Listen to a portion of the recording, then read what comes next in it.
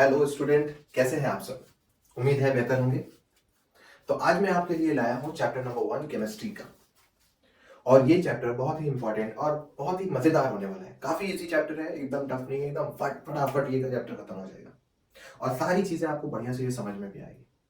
ठीक है, क्योंकि हम लोगों ने इस चैप्टर के मोस्टली चीजें एसिड बेस सॉल्ट में पढ़ लिखी है और भी बची हुई चीजें मेटल एंड नॉन मेटल में पढ़ रखी है। अब जो बच गया है वो इस चैप्टर में हम लोग क्लियर कर लेंगे। तो मैं हूं आपका सैयद सर। वेलकम है आपको मेरा यूट्यूब चैनल पे। और हम लोग आज शुरू करने जा रहे हैं केमिकल रिएक्शन एंड इक्वेशन। इस चैप्टर में हम लोगों को पढ़ना क्या है, हमें ये जानना है कि केमिकल इक्वेशन क्या होता है, रिएक्शंस क्या होते हैं, रिएक्शंस अगर हो रहे हैं तो उनकी खासियत क्या है, कैरेक्टरिस्टिक्स क्या है, कैसे हमें पता चलेगा रिएक्शन हो रहे हैं कि नहीं हो रहे। उसके बाद हमें पढ़ना है टाइप्स ऑफ रिएक्शन में। टाइप्स ऑफ रिएक्शन में हमें पढ़ना है combination reaction, decomposition reaction, double displacement reaction और ऑक्सीडेशन रिएक्शन। इनके बारे में डिटेल अच्छे से स्टडी करनी है। ठीक है, तो कॉपी पेन उठा लीजिए और एकदम इधर उधर जो भी डिस्ट्रैक्शन है उन्हें खत्म कीजिए, क्योंकि बोर्ड आपके सर पे है। ठीक है, और एकदम बढ़िया से एक नोट बनाइए। चलिए शुरू करते हैं। टॉपिक लगा दीजिए केमिकल रिएक्शन एंड इक्वेशन। तो क्या होता है केमिकल रिएक्शन एंड इक्वेशन, देखिए मान लेते हैं हमारे पास कोई एलिमेंट ए है। ठीक है, वो कंबाइन हो रहा है बी के साथ, कैसे, केमिकली। कैसे कंबाइन हो रहा है, केमिकली, और फॉर्म कर रहा है ए और बी। इस तरीके के सेटअप को जो हम लोग प्लस और एरो से इंडिकेट कराते हैं, इस तरह के सेटअप को हम लोग बोलते हैं केमिकल इक्वेशन। क्या बोलते हैं, केमिकल इक्वेशन। और ये जो ए बी आपस में कंबाइन होकर क्या बनाया है, ए बी, तो ये हमारा रिएक्शन हो रहा है। ये जो प्रोसेस हो रहा है ये रिएक्शन हो रहा है, और यहां पर जो लिखा हुआ है रिप्रेजेंटेशन है प्लस और एरो का इस्तेमाल करके, उसे हम बोलते हैं केमिकल इक्वेशन। ठीक है, चलिए बढ़िया, बेसिक चीजें थी। यहां पर हम एक एग्जांपल लेते हैं जो बोर्ड के लिए वेरी वेरी इंपॉर्टेंट होता है। ठीक है, board exam, board exam very important. क्या है, एक मेटल है मैग्नीशियम का। ठीक है, उसे क्या किया जा रहा है, ऑक्सीजन के प्रेजेंस में बर्न किया जा रहा है।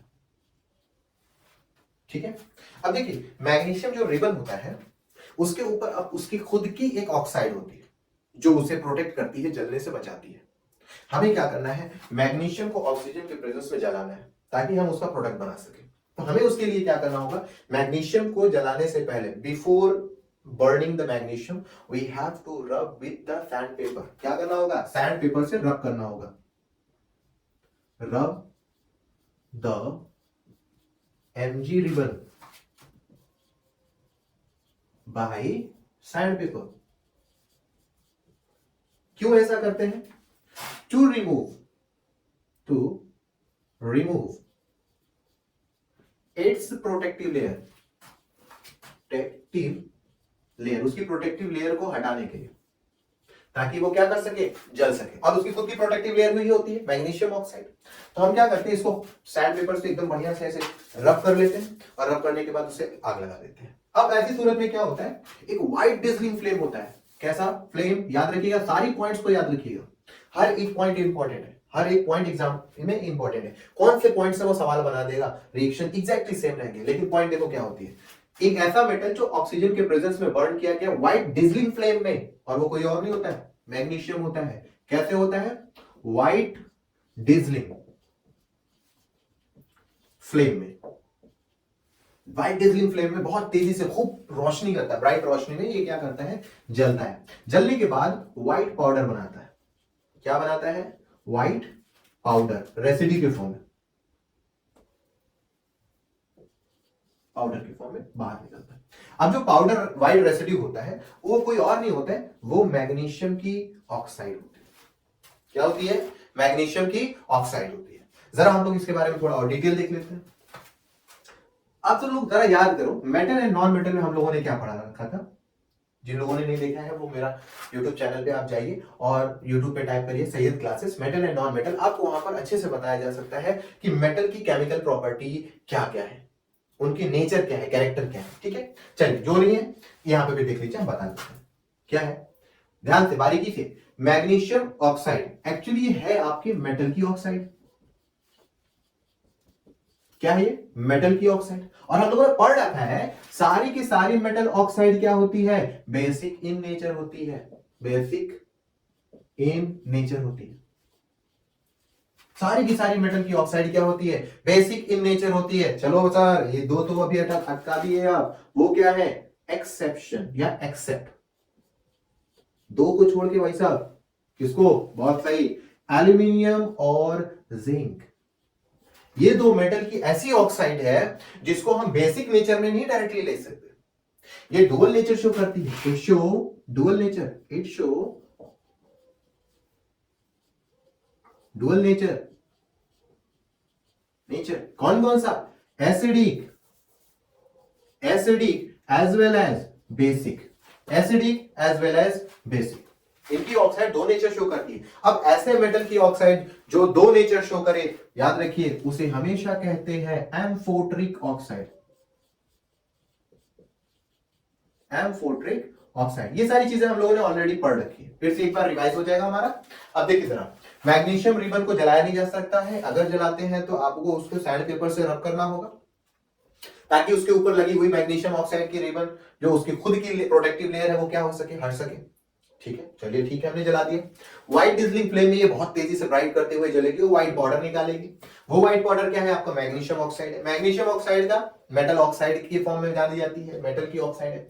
सारी मेटल की ऑक्साइड बेसिक इन नेचर होते हैं। हमने देखा कि कुछ मेटल की ऑक्साइड बेसिक इन नेचर नहीं होती। वो कौन कौन सी? एल्यूमिनियम और जिंक। इनके डुअल नेचर होते हैं। ये एसिडिक भी होती है और बेसिक कैरेक्टर भी शो करता है। किस तरीके से? ये हम लोगों ने मेटल एंड नॉन मेटल के चैप्टर में ऑलरेडी से पढ़ रखा है कि अगर ये एसिडिक हुई तो ये किससे रिएक्ट करेगी और क्या बनाएगी, बेसिक हुई तो ये किससे रिएक्ट करेगी और क्या बनाएगी। दोनों हिस्सों में हम लोगों ने पढ़ रखा है। यहां पर रिवाइज करते हैं। अब यहां पर जब एसिडिक और बेसिक दोनों नेचर प्रोवाइड करती है तो ऐसी ऑक्साइड को हम लोग बोलते हैं एम्फोट्रिक ऑक्साइड। क्या बोलते हैं? Amphoteric oxide. चलिए अच्छा जरा चेक करते हैं क्या ये बेसिक नेचर शो करती है। अगर मैं मैग्नीशियम ऑक्साइड को वाटर के साथ कंबाइन कर दूं तो देखिए हमारे साथ क्या बन जाएगा भाई साहब? अरे ये तो बेस बन गया, MgOH होल टॉइस, इसे बोलते हैं मैग्नीशियम हाइड्रोक्साइड। और एसिड बेस सॉल्ट में हम लोगों ने इसको क्या पढ़ रखा है? Milk of magnesia. क्या पढ़ रखा है? Milk of magnesia. एक तरह का एंट एसिड है जो हमारे बॉडी के अंदर एसिडिटी को न्यूट्रलाइज करने में मदद करता है। ठीक है, चलिए वर्ड्स इसको नोट कर लीजिए, फिर हम लोग पढ़ते हैं इसके कैरेक्टरिस्टिक्स के बारे में। चलिए नोट कर लीजिए केमिकल रिएक्शन का कैरेक्टरिस्टिक्स क्या होता है, क्या क्या कैरेक्टर पाए जाते हैं। ठीक है, चलिए हो गया। वीडियो को रोक के आराम से नोट कर लीजिए, मैं मिटा रहा हूं। चलिए बहुत अच्छा, समझ में आया? चलिए अच्छी बात है। अगली हेडिंग लगा लीजिए characteristics of chemical reaction. Characteristics of chemical reaction. अब केमिकल रिएक्शन की जो कैरेक्टरिस्टिक्स होती है, खासियत होती है, जिसको हम देख के ये पता लगा सकते हैं कि हाँ केमिकल रिएक्शन हो रहा है या नहीं हो रहा है, तो उनमें से पहली है हेडिंग है कैरेक्टरिस्टिक्स ऑफ केमिकल रिएक्शन। लगा लिया? ठीक है। पहला है evolution of gas. Evolution of gas, gas का निकलना। अगर किसी रिएक्शन में गैस निकल रही है तो हम बोल सकते हैं हाँ भाई साहब केमिकल रिएक्शन हुआ। एग्जांपल चलिए लेते हैं। एग्जांपल, अगर हम जिंक ग्रेनुअल को सल्फ्यूरिक एसिड की कंटेनर में डालें। जिंक ग्रेनुअल होता है, जिंक एक मेटल होता है, ग्रेनुअल मतलब जिंक के क्रिस्टल फॉर्म को छोटे छोटे टुकड़े होते हैं। अगर मैं उसको क्या कर दूं, एक कंटेनर ले लूं और उस कंटेनर के अंदर जिंक ग्रेनुअल को डाल दूं और इसके अंदर भरा हुआ है आपका क्या? H2SO4 भरा पड़ा है। अगर आप जिंक ग्रेनुअल इसके अंदर डालते हैं तो जिंक ग्रेनुअल आपको यहां पर मिलेगा क्योंकि क्रिस्टल के फॉर्म में होता है और सॉलिड होता है, वो नीचे की तरफ मिलता है। तो जिंक क्या करता है? सल्फ्यूरिक एसिड के साथ रिएक्ट करता है और यहां से वो क्या फॉर्म करा देता है? बबल फॉर्म करा के बाहर की तरफ निकालता है। अब ये जो बबल बाहर निकल रहे होते हैं वो कोई और नहीं होते, ये होते हैं हाइड्रोजन गैस। क्या होते हैं? Hydrogen gas. गैस का निकलना फौरन ही बताएगा भैया साहब ये क्या हो गया? केमिकल रिएक्शन हो गया भाई साहब। तो प्रोडक्ट क्या बनता है? ZnSO4 plus hydrogen gas. क्या बन गया? Hydrogen gas. अब जरा ध्यान से देखिए, मेटल एसिड, रिवाइज कर लीजिए, एसिड और बेस में ऑलरेडी पढ़ चुके हैं। मेटल एसिड, मेटल का एसिड के साथ reaction, salt hydrogen, salt hydrogen, already हम लोगों ने ये एसिड बेस में पढ़ रखा है, ठीक है। इसका मतलब ये हुआ कि जितने भी मेटल होंगे एसिड के साथ रिएक्ट करके, मैं इसे मिटा ले रहा हूं, नोट कर लीजिए फिर से डायग्राम, हो गया। चल थोड़ा जगह बना लेते हैं। जितने भी एसिड होते हैं, मेटल ले लेते हैं,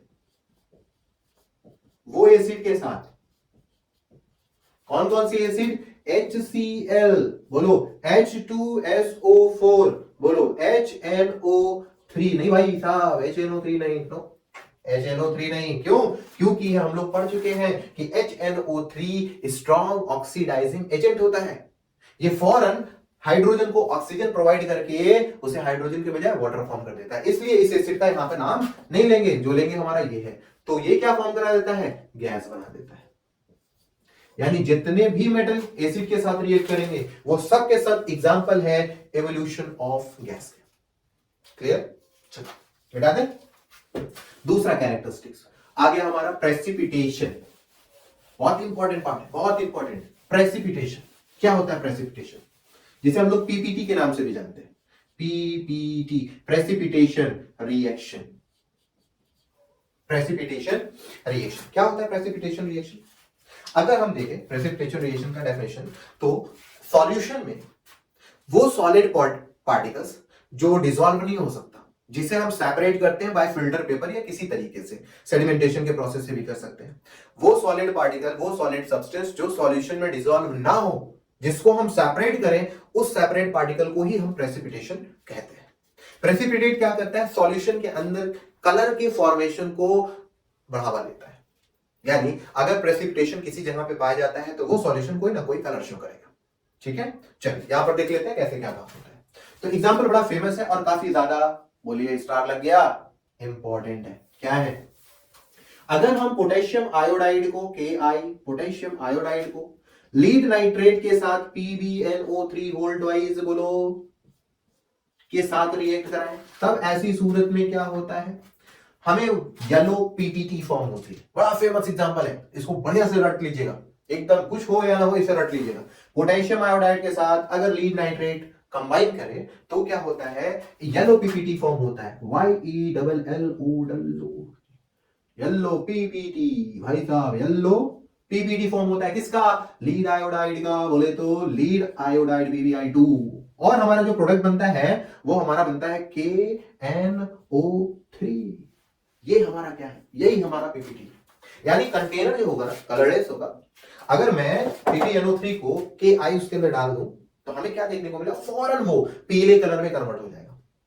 ये पीला कलर क्यों हो रहा है, क्योंकि उसके अंदर पीले कलर के पार्टिकल्स पाए जा रहे हैं, सस्पेंडेड पार्टिकल्स पाए जा रहे हैं जो सॉल्यूशन में घुल ले रही है, जिसकी वजह से पूरा सॉल्यूशन हमें पीला दिखाई दे रहा है। क्लियर है, चलिए नोट कर लीजिए फट से, बहुत बढ़िया, नोट हो गया, चल बढ़िया। तो ये रहा एग्जांपल हमारा पीपीटी रिएक्शन का। चलिए अगला हिस्सा हमारा है कलर चेंज का। कोई रिएक्शन अगर हम कराते हैं, कुछ भी ऐसा होता है, जैसे एग्जांपल के तौर पे आप ले सकते हैं आम, कच्चा आम है, धूप की रोशनी उसके ऊपर पड़ी, हीट हुआ जिससे उसका कलर पीले में कन्वर्ट हो गया या लाल में कन्वर्ट हो गया, आम भी लाल भी मिल जाता है ना, पीले में कन्वर्ट हो गया, लाल में कन्वर्ट हो गया, तो ऐसी सूरत में कलर चेंज हो गया। मैं कहता हूं कलर वापस लेके आओ, आ पाएगा नहीं, केमिकल प्रॉपर्टी है। तो इस रिएक्शन को, इस तरह के रिएक्शन को, जो कलर खुद का कोई कलर हो और वो फिर से किसी कलर में शो कर चेंज हो जाए, तो उसको बोलते हैं कलर का चेंज होना। यहां पीपीटी फॉर्म नहीं होता, पीपीटी फॉर्म सिर्फ उस जगह पर होगा जहां पर कलरलेस सॉल्यूशन और एक नया कलर है। अगर कोई कलर फिर दूसरा कोई कलर दे दे तो दोनों के दोनों पीपीटी होते हैं, तो फॉर्मेशन तो हुआ नहीं, ठीक है। तो यहां पर हम एक कैरेक्टरिस्टिक्स को हटाते हैं जो कि कलर की फॉर्मेशन में है, ऑलरेडी हम लोग कलर फिर ले लेते हैं, इससे कोई एग्जाम चाहता नहीं। अब जो आगे पढ़ते हैं वो है हमारा टेम्परेचर। क्या पढ़ेंगे, टेम्परेचर चेंज में एक कैरेक्टरिस्टिक्स टेम्परेचर चेंज की है। चलिए अच्छा देखने से जरा, अगर हम टेम्परेचर चेंज के बारे में बात करें तो हमें ये दो चीजें यहां पे देखने को मिलेगी। पहली एंडोथर्मिक,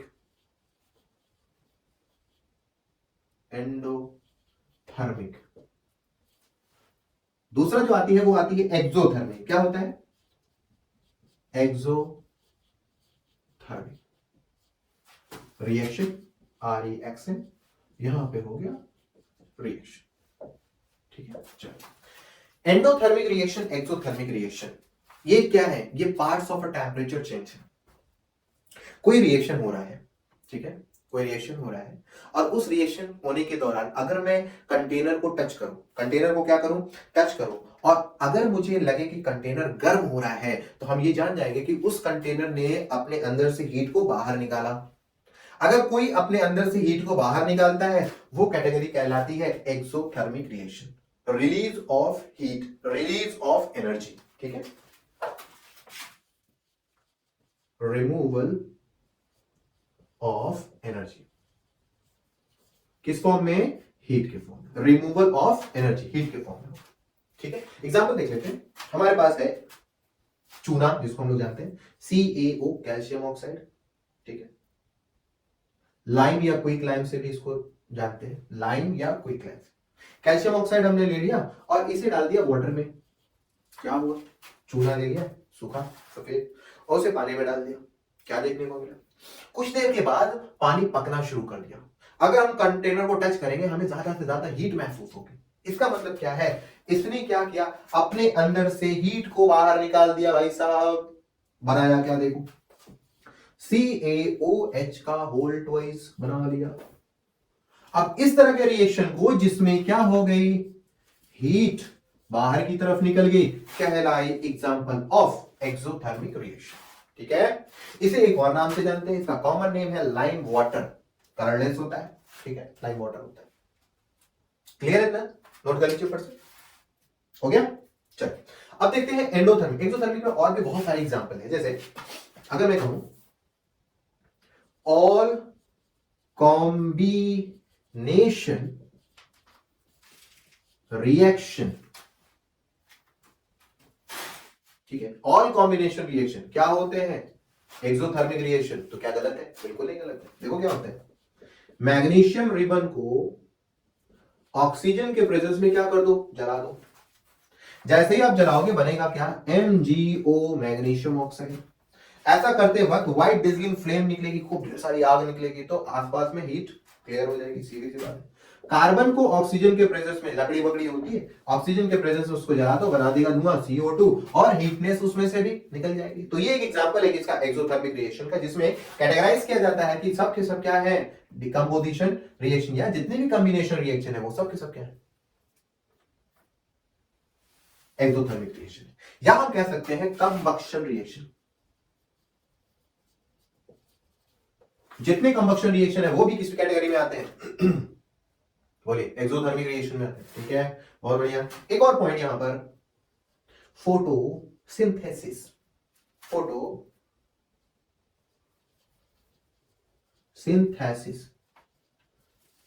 इसका जो प्रोसेस होता है ये भी आपका किस कैटेगरी में आता है? Exothermic. No no no no, गलत, बिल्कुल भी नहीं। एक्सोथर्मिक रिएक्शन में ये नहीं आते। अगर हम बात करें एक्सोथर्मिक रिएक्शन की तो आता है रेस्पिरेशन।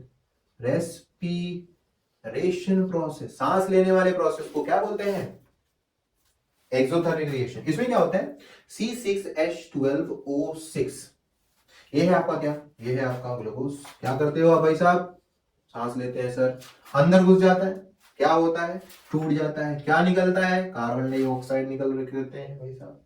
कार्बन डाइऑक्साइड का बाहर निकलना गर्मी को इंडिकेट करता है और ये फॉर्म करा देता है exothermic reaction.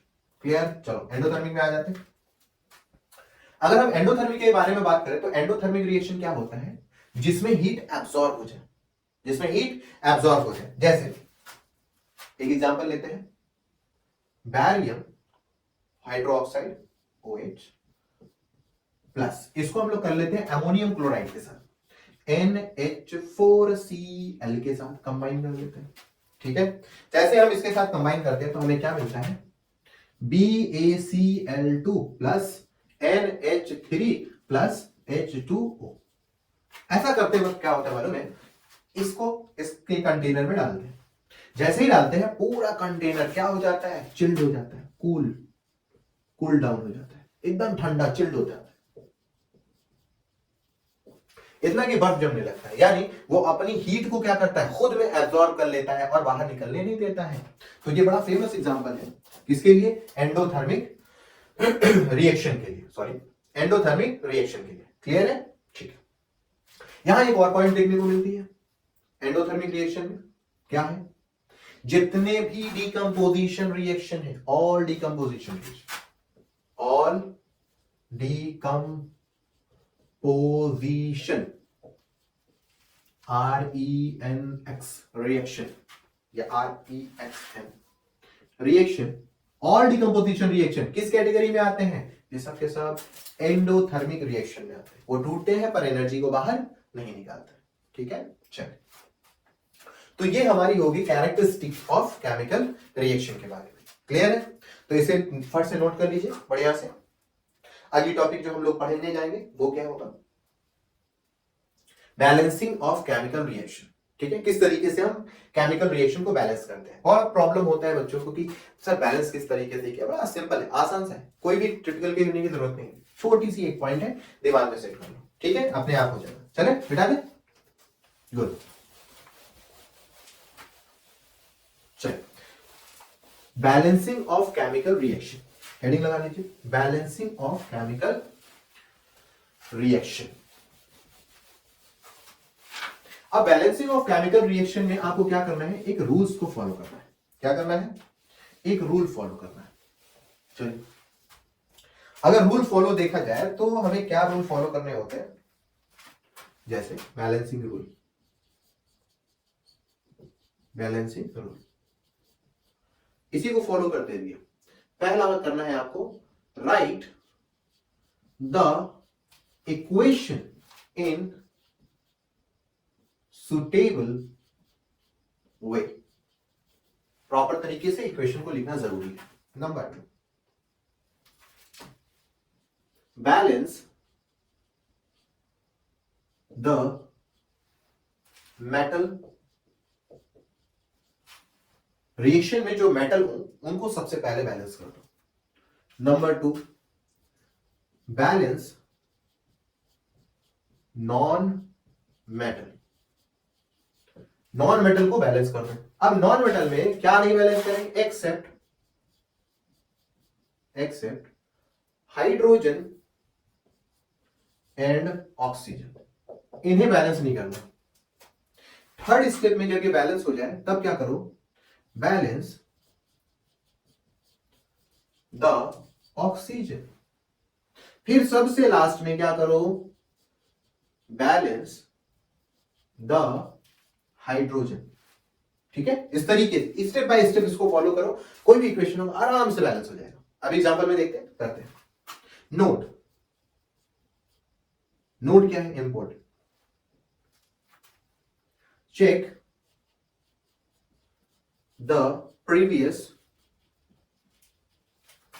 Changes and go ahead. Do it again. Do again and again.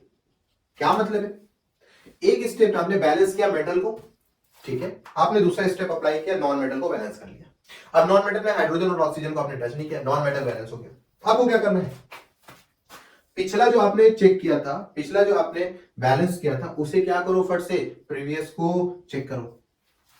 क्या आप दूसरे स्टेप में यानी नॉन मेटल को बैलेंस करते वक्त कहीं मेटल तो अनबैलेंस नहीं हो गया, यानी हर एक स्टेप को आगे बढ़ने से पहले, जैसे आपने कोई स्टेप फॉलो किया, आपने नॉन मेटल को बैलेंस किया, आपको आगे जाना है, बैलेंस करना है ऑक्सीजन को, तो आगे ऑक्सीजन को बैलेंस करने से पहले पहुंचो, फिर से पीछे देखो मेटल बैलेंस है या नहीं बैलेंस है। अगर मेटल बैलेंस है तो ऑक्सीजन पे जाओ, फिर हाइड्रोजन पे जाना है तो ऑक्सीजन को देखो, फिर उसके बाद नॉन मेटल को देखो, यानी हर स्टेप पीछे जाके आपको ये चेक करना है कि आपके नंबर लगाने से क्या कोई बैलेंस अनबैलेंस हो तो नहीं गया। ठीक है, ये फॉलो करें। नोट्स को, इसको रूल्स को फट से नोट कर लीजिए। इक्वेशन हम लोग देखते हैं, सॉल्व करते हैं, एग्जांपल्स देखते हैं 3-4 और हम लोग प्रैक्टिस करते हैं। ठीक है, तो हमारे पास कुछ इक्वेशंस हैं, हम लोग इसको बारी बारी बैलेंस करेंगे और चेक करेंगे किस तरीके से बैलेंस करना है। ठीक है, बड़ा आसान सा है, घबराने की जरूरत नहीं है। ठीक है, रूल्स को फॉलो करते रहना है और बैलेंसिंग अपने आप कंप्लीट हो जाएगी। क्लियर, चलो शुरू करते हैं। पहले किसको बैलेंस करना है? पहले बैलेंस करना है आपको मेटल को। किसको बैलेंस करना है? मेटल को। अब जरा देखो, सोडियम यहां पर मेटल, यहां सोडियम मेटल। ध्यान रखिएगा हम नंबर जो लगा रहे हैं वो कहां पे लगा रहे हैं। ठीक है, देखते रहिएगा, वहीं पे लगा रहे हैं आपको। सोडियम मेटल है, यहां सोडियम मेटल। सोडियम कितना है? सोडियम यहां पर 2 है और यहां सोडियम 1 है। तो 2 करने के लिए हम क्या करें? यहां पर 2 लगाएंगे, फौरन गलत हो जाएगा। इसलिए जो कोई भी चेंजिंग आपको करनी है वो हमेशा उस एलिमेंट के पहले, उस कंपाउंड के पहले करनी है। जो भी नंबर आपको लिखना है उस एलिमेंट से पहले या उस कंपाउंड से पहले नोट करना है। तो सोडियम यहां पर 2 है तो हमने कर दिया 2, सोडियम इधर इधर आपस में क्या हो गए? बोलो बराबर। ठीक है, फिर हमें पास किसके पास जाना है? नॉन मेटल के पास, एक्सेप्ट हाइड्रोजन और ऑक्सीजन। नहीं है भाई इसके पास, चलो ठीक है। अब किसके पास? थर्ड स्टेप, हमको जाना है ऑक्सीजन के पास। ऑक्सीजन को देख लेते हैं, क्या दिक्कत है भाई ऑक्सीजन, जरा बताओ। प्रोडक्ट में ऑक्सीजन जो है वो 1 है, रिएक्टेंट में ऑक्सीजन हो गए 2। क्या करें क्या करें क्या करें क्या करें? इस ऑक्सीजन को 2 कर देते हैं, हो गया हमारा 2। ठीक है, अब कोई और बचा? हाइड्रोजन नहीं। लेकिन हमने क्या बताया, हर बार जितनी बार भी आप बैलेंस करते हो प्रीवियस स्टेप जरूर से चेक करना है। जरा ध्यान दो, ऑक्सीजन को बैलेंस करते वक्त हमने सोडियम को कितना कर दिया? 2 2 जा 4 कर दिया। लिखा हुआ नंबर सबके साथ मल्टीप्लाई, 2 2 जा 4 कर दिया। अरे भाई साहब यहां हो गई गड़बड़ी, Na। तो हम क्या करेंगे? इसको फट से मिटाएंगे और यहां लगा देंगे 4। अब देखेंगे क्या ये बैलेंस हो गया। ठीक है, आसान है। सोडियम में पहले हमने 2 लगाया क्योंकि यहां पर 2 था। जरा एक बार फिर से चेक करिए, सोडियम में हमने क्या लगाया? पहले 2, सॉरी पहले लगाया यहां पर 2, सोडियम हो गया बैलेंस। ऑक्सीजन को बैलेंस करने के लिए यहां पर लगाया हमने 2, सोडियम हो गया 4, तो हमने यहां का ये हिस्सा मिटा के यहां पे कर दिया 4। ठीक, चलिए दूसरे पे आते हैं। Magnesium, magnesium metal balance already. चलो ऑक्सीजन यहां पर 2, यहां पर ऑक्सीजन 1। भाई साहब क्या कर दें? ऑक्सीजन को डबल कर दें, यहां लिख देंगे, हो जाएगा गलत, तो शुरुआत में कर देते हैं 2 हो गया। ऐसा करने से जरा देखो मैग्नीशियम में डिस्टर्बेंस पैदा हो गई। मैग्नीशियम कह रहा है भाई साहब आपने उधर की तरफ डिस्टर्ब कर दिया, हमें भी 2 करो। तो रिएक्टेंट साइड क्या चिल्ला के बोलता है, यहां पर लिख दो हमारे साथ Mg2। जरा देखो मैग्नीशियम 2, मैग्नीशियम 2, ऑक्सीजन 2, ऑक्सीजन 2। देखो जरा, देखो देखो देखो, ये 2 सबके साथ एलिमेंट कंपाउंड जिसके भी अंदर लिखा रहेगा, अगर शुरुआत में 2 लिख दिया गया वो पूरे कंपाउंड के साथ क्या होगा? मल्टीप्लाई। याद रखना भाई साहब, ऐसा नहीं है कि ऑक्सीजन अभी भी 2 है, बाहर लिखा हुआ नंबर 2 इसका मतलब सबके साथ हो गया। ठीक, चलिए आगे करते हैं। हमारे पास यहां मेटल दरा देखिए, बड़ा इंपॉर्टेंट, बड़ा अच्छा है ना, मजेदार आ गया। सिंपल सिंपल था। यहां एल्यूमिनियम 1, यहां एल्यूमिनियम 2। पहला काम बताओ क्या करें? बहुत बढ़िया, इसको फट से क्या करो? 2 से मल्टीप्लाई कर दो।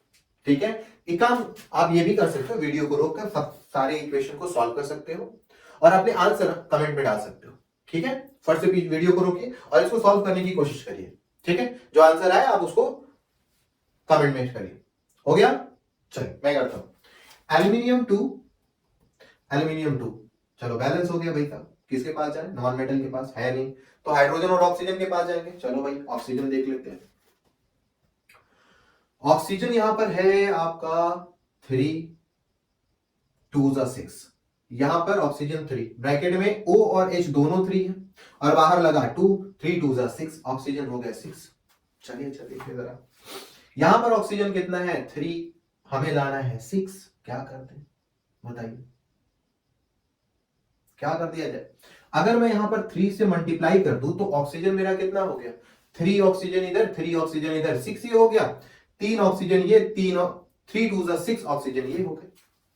हो गया, देखिए इस 2 का मल्टीप्लाई हो जाएगा 3 के साथ, अब हो जाएगा 6, 6 हाइड्रोजन 6 ऑक्सीजन। समझ में आया सबको? चलो बढ़िया, हमारा हो गया ऑक्सीजन बैलेंस। अब बात आई हाइड्रोजन की। हाइड्रोजन को जरा देखो कितना है, हाइड्रोजन को देखो जरा। हाइड्रोजन यहाँ 3 2 जा बोलो 6, 3 2 जा 6, करेक्ट। हाइड्रोजन यहाँ पर भी कितना है? 6, यानी हमारा हो गया बैलेंस। अब जिनका आंसर सही है खुशियां मनाओ भाई। ठीक, चलो क्वेश्चन नंबर 4 पे आते हैं। आप वीडियो रोकिए, इसको भी बैलेंस करिए, कोशिश करिए। जब तक आप अपने हाथ से ये काम नहीं करते तब तक आपको नहीं आने वाला है। प्रैक्टिस बहुत जरूरी है। ठीक है, वीडियो रोकिए, इसको सॉल्व करिए, कमेंट्स में अप्लाई करिए। ठीक है, चलो हो गया, मैं करूं? चलिए शुरू करते हैं। सबसे पहले मेटल को ढूंढो, मैग्नीशियम, मैग्नीशियम बैलेंस। चलो भाई एक एक हो गए, निपट गए।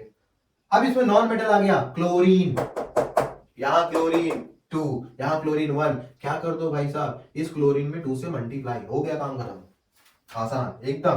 क्लोरीन से मल्टीप्लाई करने पर मैग्नीशियम में कोई चेंजिंग नहीं देखने को मिली, यानी हम आगे बढ़ सकते हैं। अब किसकी बारी, बारी है ऑक्सीजन की। ऑक्सीजन कितना 2, यहां ऑक्सीजन अकेला बंदा पड़ा है, क्या कर दो 2 से निपटा लो इसको। ऑक्सीजन हो गए कितने 2। अब बात किसकी आई, देखो मैग्नीशियम और क्लोरीन में कोई डिस्टर्बेंस नहीं हुआ हाइड्रोजन को बैलेंस करते वक्त। तो अब बात आई हाइड्रोजन की, हाइड्रोजन यहां पर 2 और यहां 2, 2 2 जा 2 और 2 प्लस कितने हो जाएंगे 4, यहां आओ 2 2 जा 4, यानी ये क्या हो गया बैलेंस, शाबाश हो गया काम खत्म।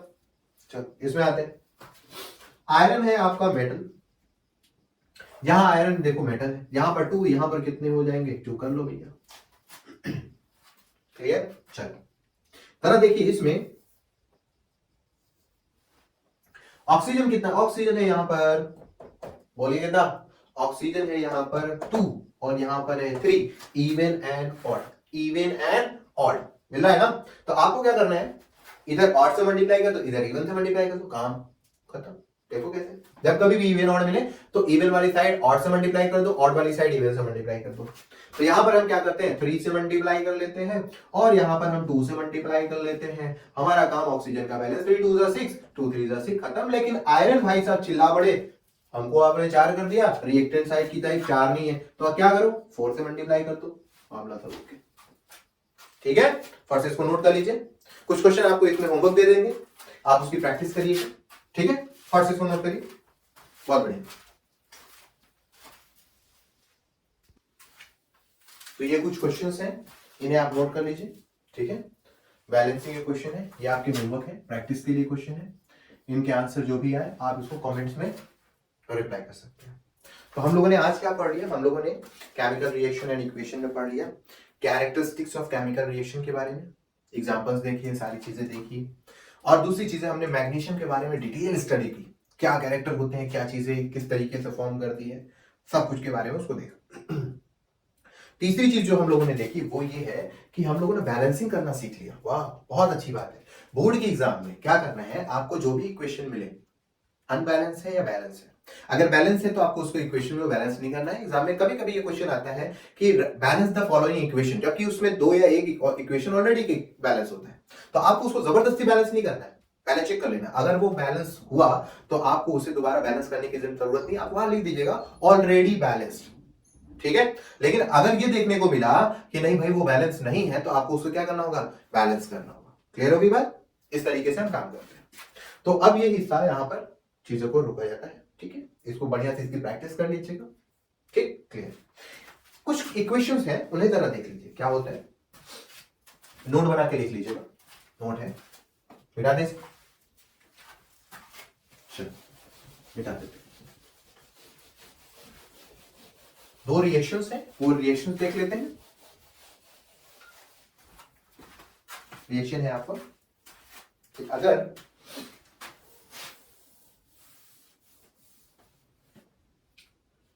KClO3 पोटेशियम क्लोरेट को हीट किया जाए, क्या किया जाए, हीट किया जाए in the presence of a catalyst MnO2, तो ये टूट के हमें क्या देंगे, ये हमें देते हैं KCl+O2। ठीक है, इंपॉर्टेंट है।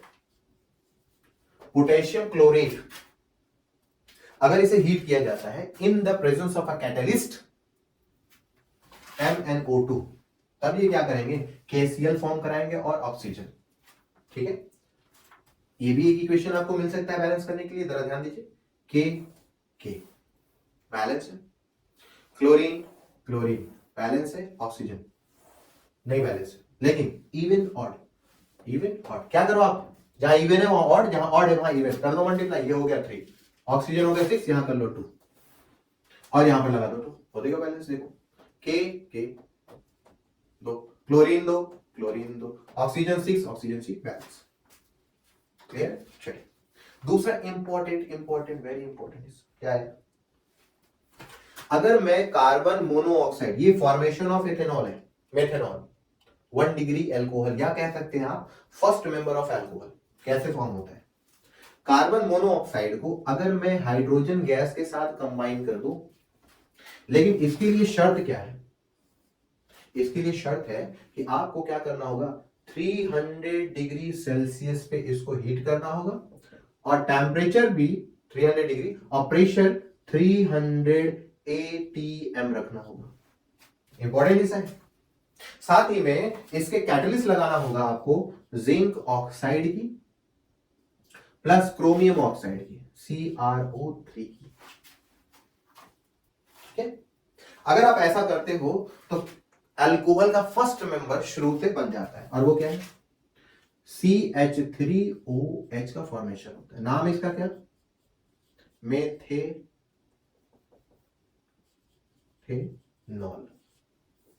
ठीक है? तो ये दो रिएक्शन बड़ी इंपॉर्टेंट रिएक्शन है, बहुत बहुत इंपॉर्टेंट रिएक्शन है। ट्रिपल स्टार लगा देते हैं भाई साहब। ठीक है? ये दो इंपॉर्टेंट रिएक्शन, इन्हें नोट कर लीजिएगा और लर्न कर लीजिएगा कि अगर मुझे मेथेनॉल बनाना हो, कार्बन का कंपाउंड यानी कोवेलेंट कंपाउंड फॉर्म कराना हो, ऑर्गेनिक कंपाउंड फॉर्म कराना है, तो हम क्या कर सकते हैं? कार्बन मोनोऑक्साइड में हाइड्रोजन को ऐड कर दो। ऐसा करने के लिए 300 डिग्री सेल्सियस टेम्परेचर ले लो और 300 atm ले लो। कैटलिस्ट में आपको लिखना होगा जिंक ऑक्साइड और क्रोमियम ऑक्साइड, और ये काम हो जाएगा। जरा देखो बैलेंस है क्या? Carbon carbon balance, oxygen oxygen balance, hydrogen 3 1 4, चलो भैया यहाँ 2 से मल्टीप्लाई हो गया बैलेंस। ठीक है, क्लियर? इसे नोट कर लीजिए। ठीक है, फट से अगले हम लोग जो पढ़ेंगे, इसके बाद जो हमारा लेक्चर रहेगा वो हम लोग पढ़ेंगे types of a chemical reaction. Number 1, types of chemical reaction. Types of chemical reaction. अब क्या होता है ना कि केमिकल रिएक्शन अलग अलग टाइप्स के होते हैं, है ना? तो इनमें से पहला जो टाइप हम लोग पढ़ने वाले हैं वो है कॉम्बिनेशन रिएक्शन। तो पहला हेडिंग है कॉम्बिनेशन रिएक्शन। Combination reaction. अब क्या होता है कॉम्बिनेशन रिएक्शन? जरा नाम से ही आप समझ से जाते होंगे। कॉम्बिनेशन का मतलब होता है दो चीजों को आपस में मिलाना, दो या दो से ज्यादा चीजों को आपस में मिलाना और कोई एक चीजों को बनाना। इसी को हम क्या कह सकते हैं? कॉम्बिनेशन रिएक्शन कह सकते हैं। तो इनकी डेफिनेशन में कॉम्बिनेशन रिएक्शन क्या होगा? In a chemical reaction, in a chemical reaction, one or more than one substance or element combine and form one substance called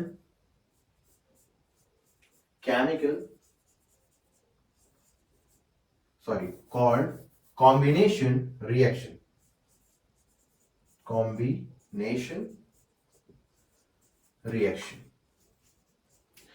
चलिए एक एग्जांपल से इसको समझते हैं, बड़ा छोटा सा एकदम बेसिक सा एग्जांपल लेते हैं। मान लेते हैं हमारे पास है X नाम का कोई सब्सटेंस, उसे मैंने क्या कर दिया? Y के साथ मिला लिया। जब ये दोनों आपस में मिले तो हमारा एलिमेंट जो कंपाउंड बना है या हमारा जो सब्सटेंस बना है वो हमारा XY है।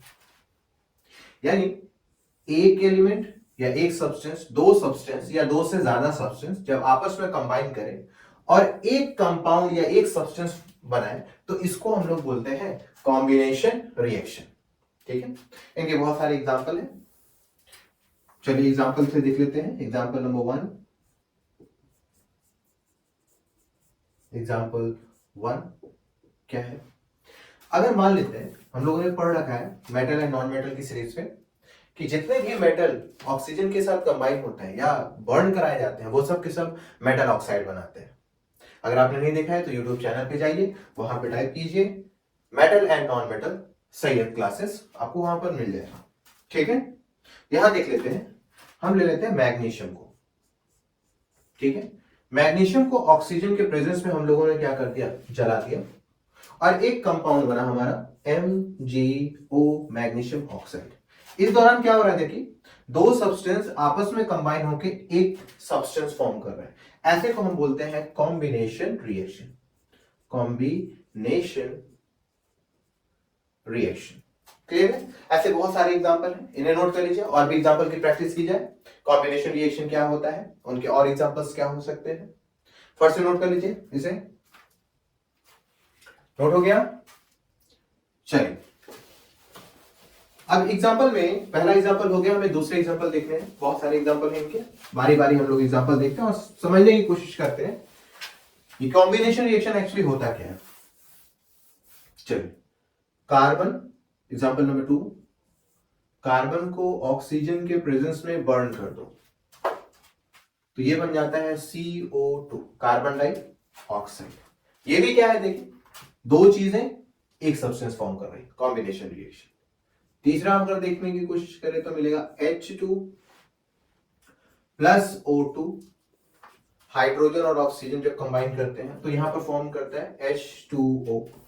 दो चीजें आपस में मिली, एक सब्सटेंस फॉर्म हो, कॉम्बिनेशन रिएक्शन। इसी तरीके से H2 प्लस Cl2, देखिए क्या फॉर्म करता है, HCl, hydrogen chloride. Hydrochloric acid नहीं है, क्योंकि यहां पर देखिए मॉलिक्यूल्स हैं।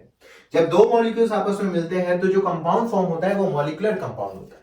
ठीक है, चौथा एग्जांपल हो गया। पांचवा एग्जांपल जरा देख लेते हैं क्या होता है। बहुत सारे एग्जांपल हैं, कोई भी मेटल को आप बर्न कर दीजिए ऑक्सीजन के प्रेजेंस में, वो सब के सब किसमें आते हैं, वो सब के सब कॉम्बिनेशन रिएक्शन आते हैं। तो लिख सकते हैं आप metal plus oxygen, metal oxide, ये किसमें आते हैं, कॉम्बिनेशन रिएक्शन में। छठा, जितने भी नॉन मेटल हैं अगर मैं उनको भी ऑक्सीजन के प्रेजेंस में बर्न करूं तो मुझे क्या मिलेगा, non metal oxide, non metal oxide. ये भी हमारा क्या होता है, ये भी हमारा कॉम्बिनेशन रिएक्शन है, दो ही चीजें हमें फॉर्म हो रही है। ठीक है, इसी तरीके से अगर आप देखें एग्जांपल नंबर 7 में, अगर मैं सोडियम मेटल को क्लोरीन के साथ मिला दूं तो मुझे क्या मिलेगा, NaCl, ये भी फॉर्म हो जाएगा, एक ही चीज है हमारी बनी। तो ये भी हमारा क्या हो गया, कॉम्बिनेशन रिएक्शन हो गया। इसी तरीके से आठवां अगर देखने की कोशिश करें तो हमारा हो सकता है आयरन को अगर मैं सल्फर के साथ कंबाइन करूं तो ये भी क्या बनेगा, FeS, फेरसल्फेट। इसी तरीके से अगर हम 9 में एग्जांपल देखने की कोशिश करें तो हमारे पास एक और एग्जांपल मिल सकता है। बहुत सारे एग्जांपल हैं ऐसे, आप नोट करके सारी चीजों को देख सकते हैं। जैसे CaO, बड़ा फेमस एग्जांपल है, CaO लाइम बोलते हैं। ठीक है, इसको लाइम बोलते हैं। अगर मैं इसको वाटर के साथ कंबाइन करूं तो ये फॉर्म करेगा CaOH का वोल्टाइज। ये लाइम वाटर है, इसको स्लैंक लाइम के नाम से भी जानते हैं, SLAKET, स्लैक्ड लाइम। और ये हमारा हो जाता है लाइम, चूना। वाटर के कॉम्बिनेशन में आया तो ये फॉर्म कर जाते हैं। ठीक है, इसी तरीके से अगर देखा जाए NH3, अमोनिया को अगर HCl, हाइड्रोजन क्लोराइड के साथ कंबाइन किया जाए तो ये क्या फॉर्म करते हैं, NH3 है, एक हाइड्रोजन इससे ले लेंगे, NH4 हो जाएगा, Cl भी इसके साथ कंबाइन हो जाएगा, इस तरीके से फॉर्म किया। तो ये कुछ एग्जांपल है हमारे कॉम्बिनेशन रिएक्शन के। ठीक है, इन्हें नोट कर लीजिए, फिर हम लोग चलते हैं second part of the chemical reaction. ठीक है, इसे नोट कीजिए, फट से नोट कीजिए, वीडियो रोक के आराम से नोट कीजिए। हो गया? अच्छा, इसमें एक चीज और देखने को मिलती है, जितने भी कॉम्बिनेशन रिएक्शन यहां पर नोट किए गए हैं, मोस्टली देखिए जितनी भी दो चीजें आपस में मिलकर तीसरी एक सब्सटेंस बना दी, वो सब के सब एक्चुअली क्या होते हैं, एक्सोथर्मिक रिएक्शन। ठीक है, सारे के सारे क्या होते हैं, एक्सोथर्मिक रिएक्शन। ठीक है, चलो दूसरी हेडिंग लगा लीजिए, types of combination, types of chemical reaction में दूसरी हेडिंग है डीकंपोजिशन रिएक्शन। कॉम्बिनेशन रिएक्शन क्या हो रहा था, दो चीजें आपस में मिलके एक नई चीज बना रही थी, तीसरी चीज फॉर्म कर रही थी।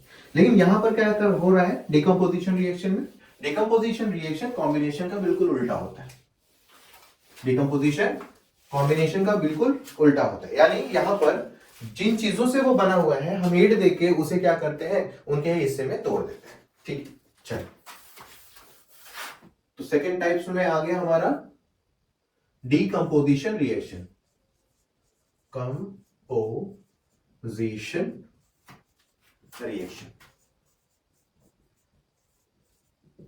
अब डीकंपोजिशन क्या होता है, डीकंपोजिशन में किसी एक कंपाउंड के अंदर हम हीट प्रोवाइड करते हैं, हीट देते हैं, जिनसे वो क्या करता है अपने ही हिस्से में वो टूट जाता है जिससे वो बना हुआ है। तो यहां पर जो हीट दी जा रही है, हीट दी जा रही है वो हम तीन फॉर्म में देते हैं। कितने फॉर्म में, तीन फॉर्म में देते हैं। पहला हम लोग थर्मल हीट देते हैं या थर्मल रिएक्शन भी बोल सकते हैं। थर्मल यानी हम खुद हीट को प्रोवाइड करते हैं थ्रू बर्नर, बर्नर के थ्रू हम उसे हीट प्रोवाइड करते हैं। दूसरा जो होता है हमारे, वो हमारा होता है इलेक्ट्रिसिटी, इलेक्ट्रिसिटी डिकम्पोजिशन। ठीक है, थर्मल डिकम्पोजिशन हो जाएगा डिकम, और इलेक्ट्रिसिटी क्या हो जाएगा, डिकम्पोजिशन हो जाएगा। ठीक है, जो लास्ट वाला हमारा होता है वो हमारा होता है लाइट डिकम्पोजिशन, लाइट डिकम्पोजिशन। ठीक है, अब थर्मल डिकम्पोजिशन, इलेक्ट्रिसिटी डिकम्पोजिशन या लाइट डिकम्पोजिशन, इन्हें तीन अलग अलग कैटेगरीज में क्यों डिफाइन किया गया? क्या एक से नहीं हो सकता था? टूटना ही तो है, तो हम क्या कर सकते हैं, कोई भी एक हीट दे दे तो आराम से वो टूट सकता है। लेकिन नहीं, यहां पर बॉन्ड के ऊपर ध्यान देना है। हम जब बात करते हैं इलेक्ट्रिसिटी की, तो यहां पर जो बॉन्ड आता है वो होता है आयनिक बॉन्ड, यानी इनके बॉन्ड काफी ज्यादा स्ट्रॉन्ग होते हैं। अगर काफी ज्यादा स्ट्रॉन्ग है तो मुझे काफी ज्यादा एनर्जी देनी होगी, काफी ज्यादा एनर्जी देनी होगी। फॉर एग्जांपल अगर देखा जाए, इस मार्कर को अगर मुझे तोड़ना हो और इस डस्टर को अगर मुझे अपने हाथ से ऐसे तोड़ना हो, तो दोनों में सबसे ज्यादा एनर्जी किसको देनी होगी? जिनके बॉन्ड में सबसे ज्यादा ताकत होगी उन्हें ज्यादा से ज्यादा हमें एनर्जी देनी होगी। तो यहां पर जो कंपाउंड पाए जाते हैं, इलेक्ट्रिसिटी से जो कंपाउंड देखने को मिलते हैं, वो कंपाउंड के अंदर आयंस बहुत ज्यादा होते हैं, जिनकी वजह से उनके बॉन्ड भी काफी ज्यादा स्ट्रॉन्ग होते हैं। तो हमें क्या करना होता है, उसे और ज्यादा एनर्जी प्रोवाइड करनी होती है, बिल्कुल इसी रस्टर की तरह, जैसे मुझे खूब एनर्जी इनको दे दो तब जाके ये टूटेगा, अदरवाइज ये आसानी से नहीं टूटता। अब अगर ये आसानी से टूट जाए तो ज्यादा एनर्जी देने की जरूरत ही नहीं है, आराम से इसका काम कर सकते हैं। ठीक है, तो यहां पर जो थर्मल इलेक्ट्रिसिटी डिकम्पोजिशन है वो काफी ज्यादा स्ट्रॉन्ग बॉन्ड इलेक्ट्रिसिटी वाला होता है, ज्यादा से ज्यादा बॉन्ड मजबूत होते हैं, इसलिए बिजली दी जाती है। हाँ, अब बात है थर्मल डिकम्पोजिशन क्या है, यानी इनसे थोड़ा कमजोर होंगे। तो लाइट डिकम्पोजिशन क्या हो, बहुत ज्यादा कमजोर होते हैं, है ना। सूरज की रोशनी हल्की से दिखा दो, हल्की सी हीट होगी, काम ओके। तो पहला हम लोग लगाएंगे थर्मल डिकम्पोजिशन। ठीक है, थर्मल डिकम्पोजिशन रिएक्शन। तो इनमें क्या होता है कि अगर हम कोई सब्सटेंस ले लें, जैसे एग्जांपल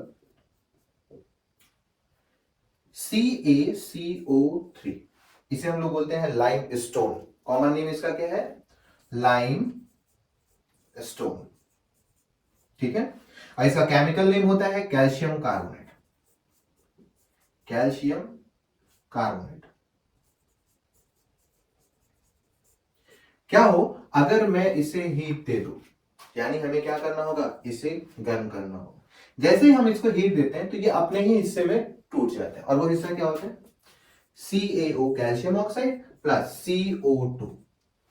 अब इस तरह का रिएक्शन जिनमें कोई एक सब्सटेंस टूट के दो हिस्सों में डिवाइड हो जाए या अपने तीन हिस्सों में डिवाइड हो जाए, जिससे वो बना है अपने हिस्से में डिवाइड हो जाए, ऐसे डिकम्पोजिशन रिएक्शन कहलाते हैं, ऐसे रिएक्शन डिकम्पोजिशन रिएक्शन कहलाते हैं। ठीक है, इसी कहा जाता है लाइम या क्विक लाइम के नाम से भी जानते हैं। ये आपका क्या है, कार्बन डाइऑक्साइड है। ठीक है, एग्जाम्पल दूसरा अगर देखना है तो दूसरा देख लेते हैं, फेमस एग्जाम्पल इंपॉर्टेंट है। जैसे FeSO4 फेरस सल्फेट।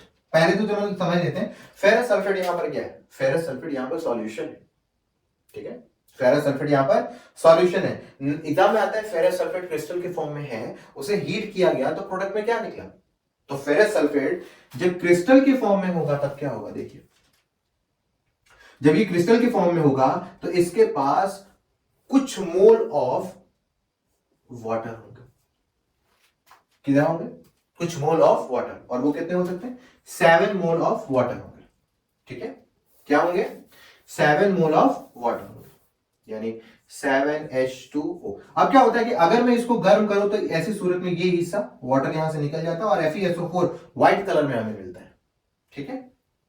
यहां पर क्या है, देखिए FeSO4 फेरस सल्फेट को हम क्या कर रहे हैं, हीट कर रहे हैं, इसका इनिशियल जो कलर होता है वो कलर होता है ग्रीन, ठीक है, ग्रीन कलर का नमक होता है। अगर हम इसको हीट करते हैं तो ये अपने हिस्से में अपने बाई प्रोडक्ट में टूटता है, पहला बनता है Fe2O3 जिसका कलर होता है ब्राउन, पाउडर के फॉर्म में होता है ना, पाउडर के फॉर्म में। दूसरा, दो गैस निकलती है, एक होती है सल्फर डाइऑक्साइड, दूसरी होती है सल्फर ट्राइऑक्साइड। बर्निंग सल्फर जैसा इसका स्मेल आता है, ठीक है, बर्निंग सल्फर, सल्फर के स्मेल आता है। और ये काफी ज्यादा इंपॉर्टेंट भी है, काफी ज्यादा बार एग्जाम में आ चुका है, सैंपल पेपर में भी बहुत बार दिया जाता है। फेरस सल्फेट है, ग्रीन कलर का नमक होता है, अगर आप इसे हीट करते हैं तो क्या होता है, ये पाउडर में निकलता है, पाउडर ब्राउन कलर का होता है और दो गैस उसमें से रिलीज होती है, एक सल्फर डाइऑक्साइड, एक सल्फर ट्राइऑक्साइड। इनका जो स्मेल होता है वो बर्निंग सल्फर जैसा होता है, ठीक है। चलो फर्स्ट से नोट कर लीजिए, नोट कर लीजिए इसे,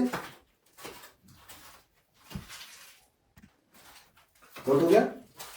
चलो तीसरा एग्जांपल देखते हैं,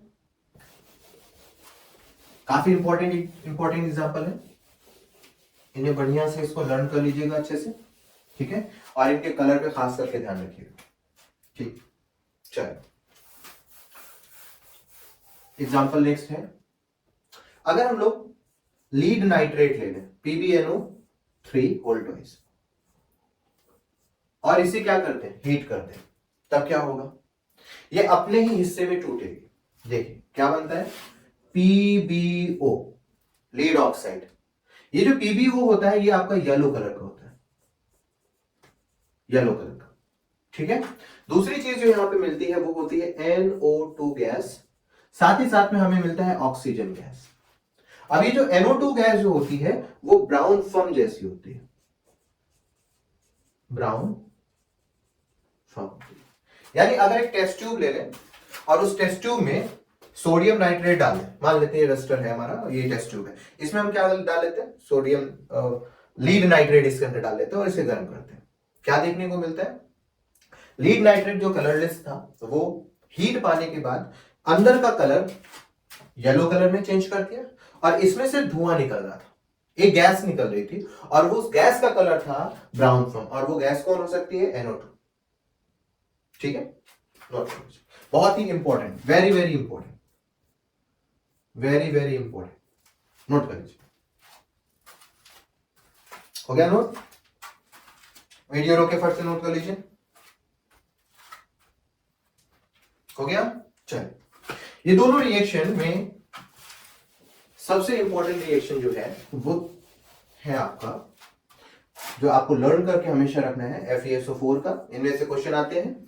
दूसरा PbNO3 वोल्टोइज का, इनके डिकम्पोजिशन के क्वेश्चन एग्जाम में आते हैं, ठीक है, तो इनके डिकम्पोजिशन जरूर से इनको लर्न करके रखिए।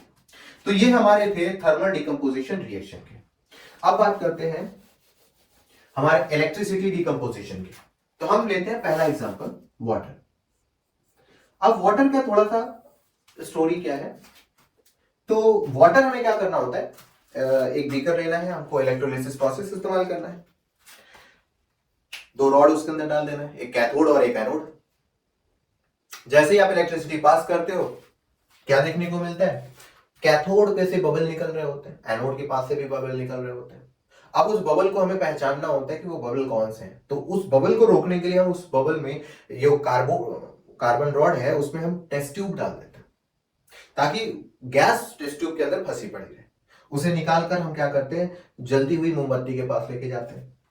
अगर जलती हुई मोमबत्ती के पास ले जाने पर मोमबत्ती और अच्छे से जलने लगी तो हम जान जाएंगे वो क्या है, ऑक्सीजन। अगर नहीं जली यानी पॉप साउंड करके जलना शुरू हुआ तो हम समझ लेंगे वो क्या है, हाइड्रोजन। तो इसका प्रोसेस कुछ इस तरीके से कि हम लोग क्या करते हैं, वाटर लेके इलेक्ट्रिसिटी पास कर देते हैं। ऐसा करने पे क्या होता है, हाइड्रोजन गैस और ऑक्सीजन गैस बाहर की तरफ निकलती है। ठीक है, अब इनके टूटने का जो रेशियो होता है वो रेशियो होता है 2:1। यानी अगर कोई पूछता है, एग्जाम में सवाल आता है, what is the ratio of water when it is decompose by the electricity, तो आप बोल सकते हो 2:1 या 2:1, जिसमें 2 मोल ऑफ हाइड्रोजन है और 1 मोल ऑफ ऑक्सीजन। ठीक है, 2 मोल क्या है, हाइड्रोजन, और 1 मोल क्या है, ऑक्सीजन। ठीक है, इसी तरीके से NaCl को ले लेते हैं। NaCl यह आपका नमक होता है और इसमें क्या करना है, आपको इलेक्ट्रिसिटी पास कर देनी है। अब याद रखिए कि इलेक्ट्रिसिटी पास NaCl में हो नहीं पाएगी क्योंकि यह है क्रिस्टलाइन सॉलिड। हमें क्या करना होगा, इसको मोल्टेन फॉर्म में लेना जरूरी है। थोड़ा सा पानी वानी का छिड़काव करेंगे, थोड़ा सा मोल्टेन फॉर्म में हो जाएगा। अब इलेक्ट्रिसिटी अगर पास करते हैं तो हमें मिलेगा Na+Cl। तो इस तरीके से हम क्या करते हैं, इलेक्ट्रिकल डिकम्पोजिशन रिएक्शन का प्रोसेस इस्तेमाल करते हैं। ठीक है, नोट कर लीजिए, हो गया। चलिए, अब आता है हमारा थर्ड पार्ट डिकम्पोजिशन का, और वो है लाइट डिकम्पोजिशन। और ये एक इंपॉर्टेंट हिस्सा भी है आपके एग्जाम के लिए। लाइट डिकम्पोजिशन में सवाल जो आता है वो होता है, वो कंपाउंड का नाम बताइए जो ब्लैक एंड व्हाइट की फोटोग्राफी में इस्तेमाल किया जाता है। ठीक है, ये सवाल इस्तेमाल होता है। तो ब्लैक एंड व्हाइट फोटोग्राफी का 2 ही रिएक्शन है जो इनमें आपको लर्न करनी है लाइट डिकम्पोजिशन में, वो है आपका AgCl, दूसरा है AgBr। आपको क्या करना है, ये दोनों के दोनों जो होते हैं आपके व्हाइट कलर में पाए जाते हैं। दोनों के दोनों क्या होते हैं, व्हाइट कलर में पाए जाते हैं, और इन्हें ब्लैक कलर के कंटेनर में ही रखा जाता है। ठीक है, ये जो AgCl है और AgBr है, इन्हें हमेशा काले जिसमें लाइट नहीं जा सके, एकदम अंधेरा हो, ब्लैक कंटेनर हो, है ना, डार्क प्लेस में इसको रखा जाता है। इसकी वजह क्या है कि अगर आप इसे डार्क कंटेनर के बजाय ट्रांसपेरेंट कंटेनर में रखें तो क्या होता है कि रोशनी अंदर घुस जाएगी, जिसकी वजह से ये डिकम्पोज हो जाएंगे और इनका कलर फौरन चेंज हो जाएगा। तो डिकम्पोज ना हो इन्हें किस लिए, इसलिए कहां रखा जाता है, ब्लैक कंटेनर में रखा जाता है। तो हम इसे क्या करते हैं, एक क्या डिश हो गया, है ना, चाइना डिश में इसको क्या कर देते हैं, रख लेते हैं। सूरज की रोशनी यहां पर सनलाइट डाल देते हैं। ठीक है, सनलाइट, ऐसे सूरज में क्या होता है, ये दोनों आपस अपने हिस्से में टूट जाते हैं, Ag+Cl2, और ये टूटता है Ag+Br2। ठीक है, इस हिस्से में अपने टूट जाते हैं। अब क्या होता है कि AgCl AgBr जब टूटते हैं तो यहां पर ग्रे कलर बनाते हैं। क्या कौन सा कलर, ग्रे। ठीक है, ग्रे कलर बनाते हैं। इसे फिर से नोट कर लीजिए, नोट कर लीजिए, हो गया।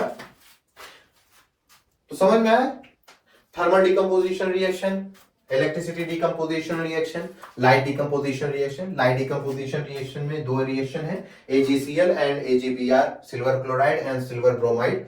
सनलाइट के प्रेजेंस में अगर इन्हें रखा जाए तो ये अपने हिस्से में टूट जाते हैं, सिल्वर और क्लोराइड अलग अलग हो जाते हैं।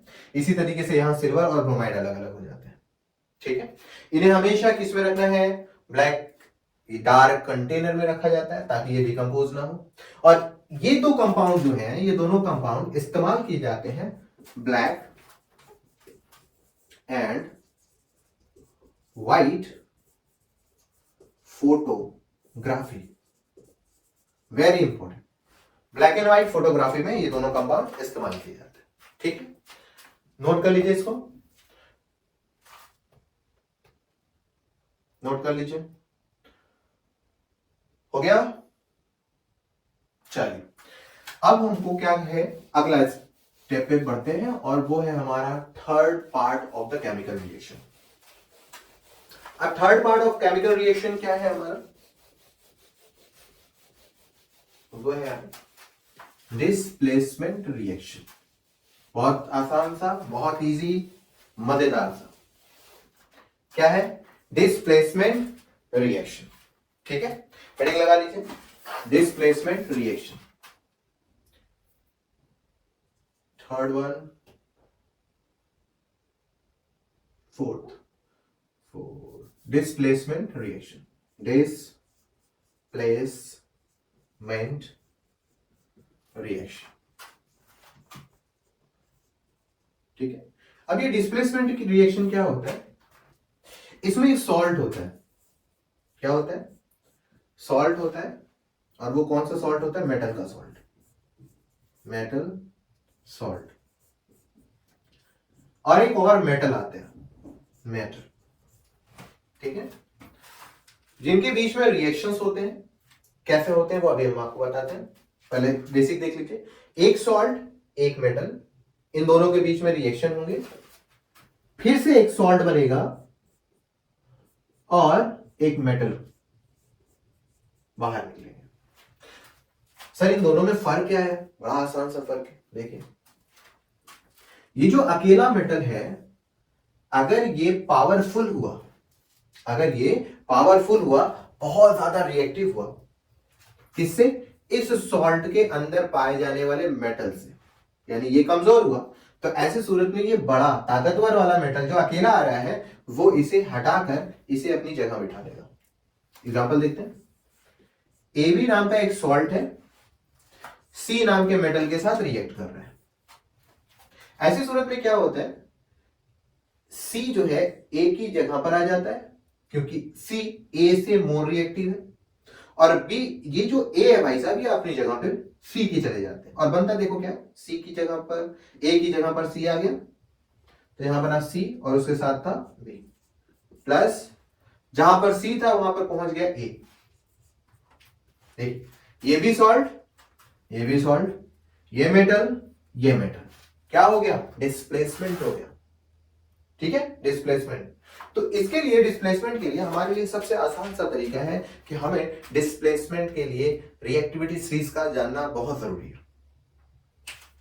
अब अगर रिएक्टिविटी सीरीज आपको नहीं मालूम तो मैं यहां फिर से बता देता हूं, और इसके बारे में डिटेल स्टडी हम लोगों ने मेटल एंड नॉन मेटल में ऑलरेडी पढ़ रखी है। एक बार हम यहां बता देते हैं रिएक्टिविटी सीरीज के बारे में, तो या रिएक्टिविटी सीरीज का टेबल बना देते हैं। इन्हें लर्न करना है और उन्हीं के थ्रू हम क्या करेंगे? डिस्प्लेसमेंट रिएक्शन कराएंगे। ठीक है, चलिए। तो रिएक्टिविटी सीरीज है पोटेशियम, सोडियम, मैग्नीशियम, एल्यूमिनियम, है ना,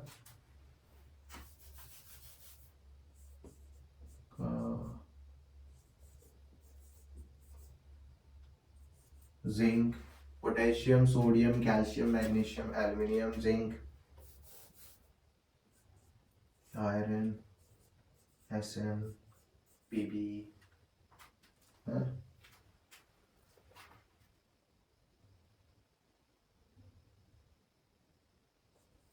हाइड्रोजन, Hg, Cu, यहां Ag,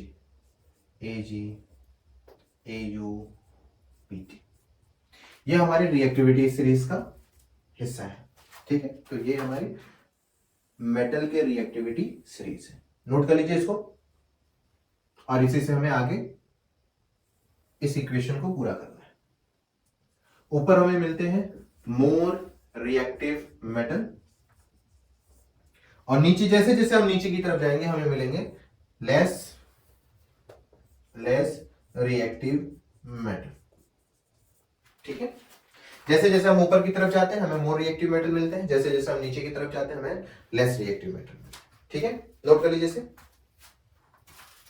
नोट कर लीजिए, फिर एग्जाम्पल करते हैं इसका। नोट कर लीजिए।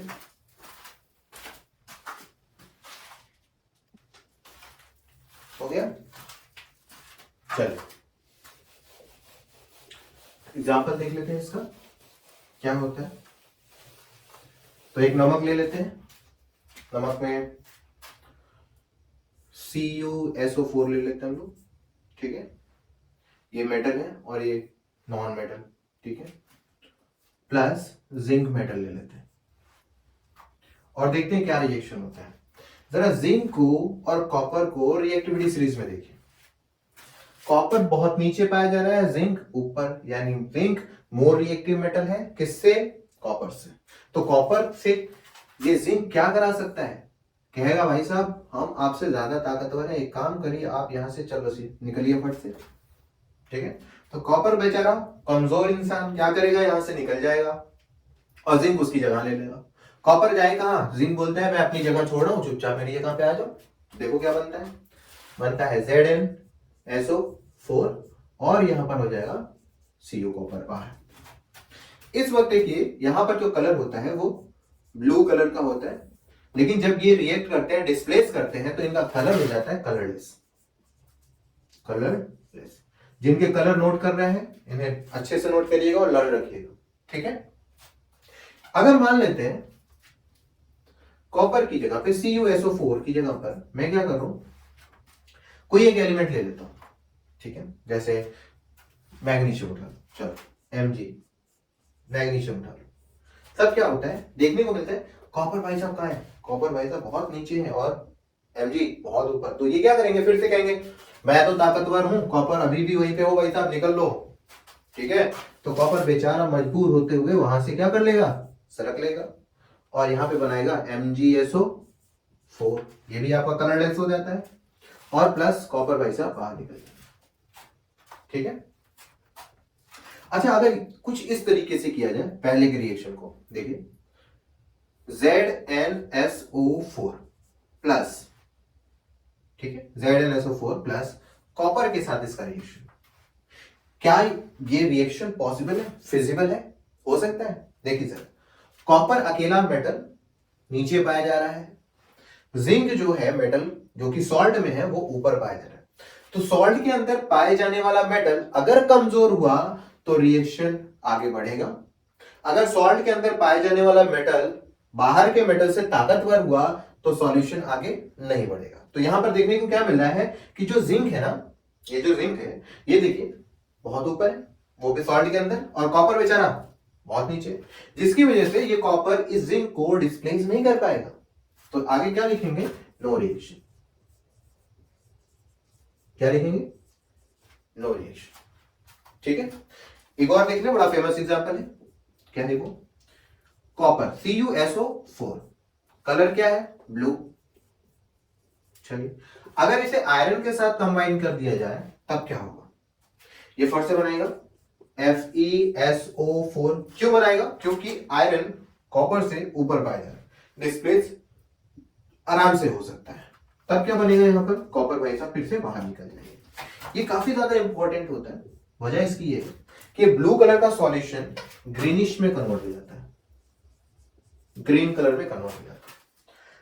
इसका एक एक्सपेरिमेंट है, जैसे क्या करना है, हमने क्या कर लिया, एक कॉपर सल्फेट का सॉल्यूशन ले लिया कंटेनर के अंदर और इसके अंदर क्या डाल दिया? Fe नाम की एक लोहे की किल डाल दी। क्या देखने को मिला? कुछ देर के बाद लोहे की किल के ऊपर एक लेयर इकट्ठा होने लगी, कलर इसका चेंज हो गया ग्रीन पे, पहले था किस पे? ब्लू। पहले था ब्लू, अब हो गया ये ग्रीन में। अब इसके ऊपर जो लोहे की किल है उसके ऊपर एक लेयर बनने लगी, वो लेयर कैसी थी? रेड ब्राउन की, रेड ब्राउन। और ये रेड ब्राउन कोई और नहीं था, ये कॉपर था जो इस नमक से निकल के आयरन के ऊपर चिपक गया, जिससे कलर क्या हो गया? ब्लू से ग्रीन में कन्वर्ट हो गया, ठीक है। चलो नोट कर लीजिए इसे। तो डिस्प्लेसमेंट रिएक्शन में हम लोगों ने क्या देखा? डिस्प्लेसमेंट रिएक्शन में हम लोगों ने एक चीज देखी कि रिएक्टिविटी सीरीज सबसे इंपॉर्टेंट रोल प्ले कर रही है। रिएक्टिविटी सीरीज का लर्न मालूम होना चाहिए, कौन हाई रिएक्टिव है, कौन लेस रिएक्टिव है। अगर less reactive metal more reactive metal जो कि सॉल्ट के अंदर पाए जा रहे हैं उनके साथ रिएक्ट कराया जाए तो रिएक्शन पॉसिबल ही नहीं है, क्योंकि लेस रिएक्टिव मेटल सॉल्ट के अंदर पाए जाने वाले मोर रिएक्टिव मेटल को डिस्प्लेस करा ही नहीं पाएंगे। लेकिन यहां देखिए जरा, जिंक जो है अगर ताकतवर है क्योंकि ऊपर की तरफ है, यानी जिंक अगर ताकतवर हुआ कॉपर से, चेक कर लेते हैं, जिंक हमारा ऊपर है कॉपर हमारा नीचे, यानी जिंक मोर रिएक्टिव है और कॉपर लेस रिएक्टिव। तो ऐसे सूरत में जिंक क्या करता है, कॉपर को यहां से हटा देता है और कलर चेंज कर लेता है, हमारा रिएक्शन कंप्लीट हो जाता है। ठीक है, नोट कर लीजिए, हो गया। चलिए, तो ये हमारा डिस्प्लेसमेंट रिएक्शन था। तो डिस्प्लेसमेंट रिएक्शन होता क्या है, more reactive metal displace the less reactive metal from their salt is called displacement reaction। Exam में कभी कभी इनकी डेफिनेशन भी आ जाती है, defined displacement reaction, defined double displacement reaction, इनकी डेफिनेशन भी आ जाती है। तो डेफिनेशन क्या है, नोट कर लीजिए डिस्प्लेसमेंट रिएक्शन की। It is a types of a reaction, it is a types of a reaction in which more reactive metal displace the less reactive metal from the salt। It is a types of a reaction in which more reactive metal displace the less reactive metal from the salt। इसे बोलते हैं displacement reaction। ठीक है, अब जो अगला हम लोग टॉपिक पढ़ने जा रहे हैं वो है हमारा डबल डिस्प्लेसमेंट रिएक्शन। क्या है, double displacement reaction. Double displacement reaction यानी वहां पे तो एक एलिमेंट का डिस्प्लेसमेंट हो रहा था, यहां पर डबल डबल डिस्प्लेसमेंट एक बार में हो जाएंगे। यानी अगर मैं कहूं कि डबल डिस्प्लेसमेंट रिएक्शन क्या होता है, तो देखिए क्या होता है, salt plus salt arrow, salt plus salt, ये है हमारा डबल डिस्प्लेसमेंट रिएक्शन, जिसमें एक मेटल और दूसरा नॉन मेटल होता है। इसमें भी एक मेटल और दूसरा नॉन मेटल होता है, दोनों मिलकर क्या बनाते हैं, नमक बनाते हैं। इसमें भी एक मेटल और दूसरा non metal, metal plus non metal. इसमें क्या होता है कि हमें क्या करना होता है, हमें आयंस को एक्सचेंज करना होता है। यानी double displacement reaction are those reaction in which their ions change, interchange to each other and form new compound. ठीक है, एक्सचेंज ऑफ देयर आयंस होता है इसमें। तो क्या होता है कि यहां पर हम क्या करेंगे, बॉन्ड को तोड़ेंगे इस तरीके से, और ये मेटल जो पॉजिटिव में है और नॉन मेटल नेगेटिव, ये पॉजिटिव और ये नेगेटिव, तो पॉजिटिव वाले हिस्से को इसके नेगेटिव के साथ कंबाइन करेंगे और इसके पॉजिटिव को इनके साथ कंबाइन करेंगे, और जो बनता है वो हमारे ही नमक फॉर्म होते हैं। तो इस प्रोसेस को हम क्या बोलते हैं, डबल डिस्प्लेसमेंट रिएक्शन। ठीक है, चलिए एक एग्जांपल से देखते हैं, नोट कर लीजिए, इसे फॉर्मेट है, नोट कर लीजिए।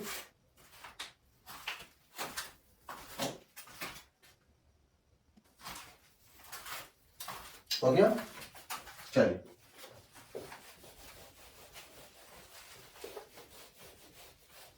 रिएक्शन देख लेते हैं। AgCl AgNO3 को रिएक्ट करते हैं NaCl के साथ। देखिए क्या होता है, डबल डिस्प्लेसमेंट रिएक्शन में ये भी नमक और दोनों के दोनों एक सॉल्यूशन में कंटेन है। तो हम क्या करते हैं, मेटल को नॉन मेटल के साथ यहां पर डिवाइड कर लेते हैं। सोडियम के ऊपर चार्ज पॉजिटिव का, क्लोरीन के ऊपर चार्ज नेगेटिव का, NO3 के ऊपर चार्ज नेगेटिव और इसके पास पॉजिटिव। तो सिल्वर को हम लोग क्लोरीन के साथ मिला दिए और NO3 को हम लोगों ने सोडियम के साथ मिला दिया, और हमारा देखिए नमक क्या बनता है नेक्स्ट, AgCl प्लस NaNO3 बन जाता है। ठीक है, NaNO3, ये जो हिस्सा होता है ये हमारा व्हाइट PPT होता है, प्रेसिपिटेट। ठीक है, इसी हिस्से से एक और रिएक्शन देख लेते हैं, जैसे BaCl2 प्लस Na2SO4। ठीक है, बैरियम क्लोराइड का सोडियम सल्फेट के साथ सेम प्रोसेस, यहां से बॉन्ड तोड़ लेंगे, ये हिस्सा positive, this one is negative, this one positive and this one is negative. क्या करें भैया, पॉजिटिव भाई साहब दौड़ो किसके पास, नेगेटिव के पास। नेगेटिव भाई साहब किसके पास जाएंगे, कहीं नहीं जाएंगे, पॉजिटिव खुद आएगा किसके पास, नेगेटिव के पास। और कंबाइन करके क्या बनाएंगे, देखिए BaSO4 जो कि एक नमक होता है व्हाइट, पीपीटी फॉर्म करेगा, ठीक है। और जो नमक बनता है एक NaCl कॉमन सॉल्ट, हाँ कॉमन सॉल्ट जो हम लोग खाते हैं, ठीक है। तीसरा रिएक्शन जरा देख लेते हैं। BaCl2 के साथ अगर हम लोग CuSO4 का करते तब क्या बनता है, ठीक है। ऐसी सूरत में देखिए दोनों सॉल्यूशन है, फिर से बॉन्ड टूट जाएगा यहां से, इस जगह से, इस जगह से। Ba plus Cl minus Cu plus SO4 minus, combine करिए जरा। Ba हो जाएगा SO4 के साथ, Cu हो जाएगा Cl2 के साथ, तो बनेगा क्या, BaSO4 ऊपर वाला प्रोडक्ट फिर से क्या बन गया, व्हाइट पीपीटी सॉल्यूशन में। और दूसरा जो हम लोग का बना है वो है हमारा CuCl2, ठीक है। नोट कर लीजिए, नोट कर लीजिए फट से। अगला रिएक्शन देख ले,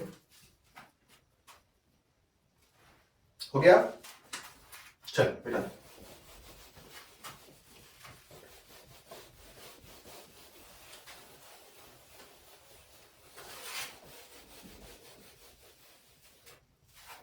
अगला रिएक्शन है हम लोग इसी में, वो है CuSO4 प्लस H2S।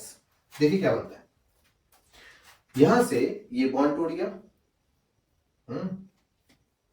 और यहां से ये बॉन्ड टूट गया। कॉपर के ऊपर चार्ज पॉजिटिव, SO4 के पास चार्ज नेगेटिव, प्लस माइनस। तो कॉपर किसके साथ कंबाइन हुआ, कॉपर हो गया CuS, कॉपर सल्फाइड, सल्फेट से बन जाएगा, प्लस दूसरा हिस्सा क्या बनाया, बड़ी बेहतरीन चीज, लाजवाब, H2SO4 सल्फ्यूरिक एसिड फॉर्म हो गई। अब यहां पर जो CuS है, इसका जो पीपीटी होता है जो आपको लर्न रखना है, ठीक है, बाकी सब में तो व्हाइट व्हाइट है, यहां पर देखिए क्या निकलता है, यहां पर आपको मिलेगा ब्लैक पीपीटी, ठीक है, ब्लैक पीपीटी होता है। अगला हम लोग देख लेते हैं, AlCl3 को अगर हम NH4OH के साथ कंबाइन करें, ठीक है। फर्स्ट इसे नोट करिए, तब तक मैं इंक ले लूं।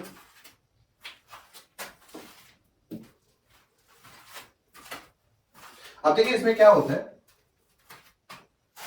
ये यहां से बॉन्ड टूटा और ये यहां से टूट गया, इसके ऊपर negative, this one is positive, यहां पर आया नेगेटिव, ये हो गया पॉजिटिव। तो अगला देखिए, पॉजिटिव किसके साथ, बोलिए, नेगेटिव के साथ, बना क्या, AlOH का होल थ्राइस, प्लस अब जो NH4 है वो किसके साथ, Cl के साथ जुड़ जाएंगे, तो बनेगा क्या, NH4Cl फॉर्म हो जाएगा, फिर से व्हाइट पीपीटी फॉर्म करेगा, ठीक है।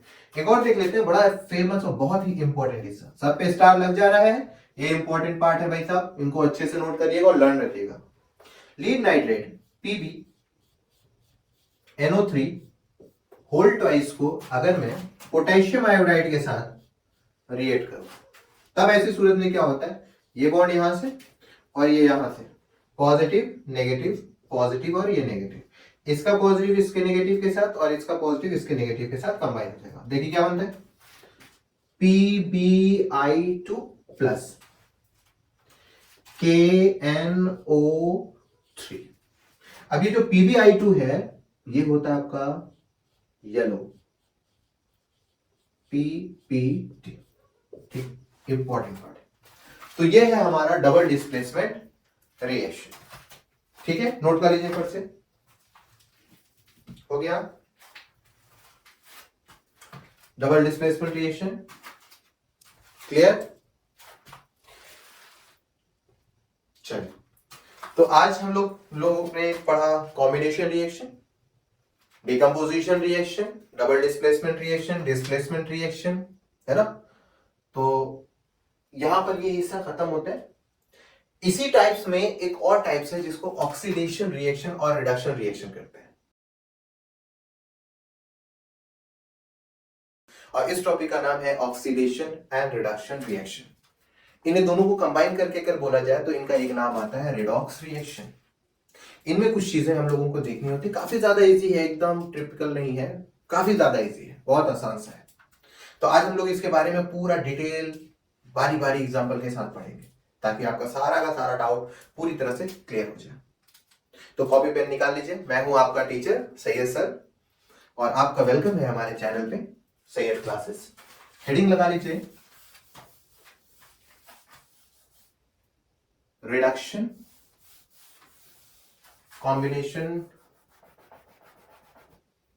है topic, oxidation, oxidation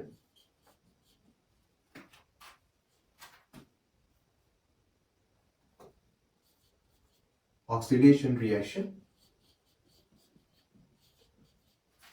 reduction reaction. पहले तो इसके बारे में देखेंगे आखिर ये कह क्या रहा है, इसका मतलब क्या है। ऑक्सीडेशन रिएक्शन का मतलब क्या होता है? ऑक्सीडेशन रिएक्शन का मतलब होता है प्लस ऑफ ऑक्सीजन,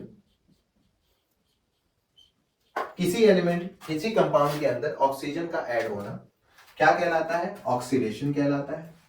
ठीक है, प्लस ऐड, ठीक है, ऐड ऑफ ऑक्सीजन। दूसरा हम कह सकते हैं रिमूवल ऑफ हाइड्रोजन। ठीक है, किसी कंपाउंड के अंदर अगर हाइड्रोजन निकल रहा है या किसी कंपाउंड के अंदर ऑक्सीजन आ रहा है तो ऐसे को हम बोलते हैं ऑक्सीडेशन रिएक्शन। यानी प्लस ऑफ ऑक्सीजन, शॉर्ट में यहां कर सकते हैं पॉजिटिव O2 ऑक्सीजन और नेगेटिव हाइड्रोजन। अगर ऐसा देखने को मिलता है कहीं पर तो हम क्या बोल सकते हैं? भाई साहब कुछ और नहीं हो रहा है, ऑक्सीडेशन हो रहा है। क्लियर है? रिडक्शन में क्या होता है? इसी का अपोजिट होता है, यानी negative subtraction of oxygen, addition of hydrogen,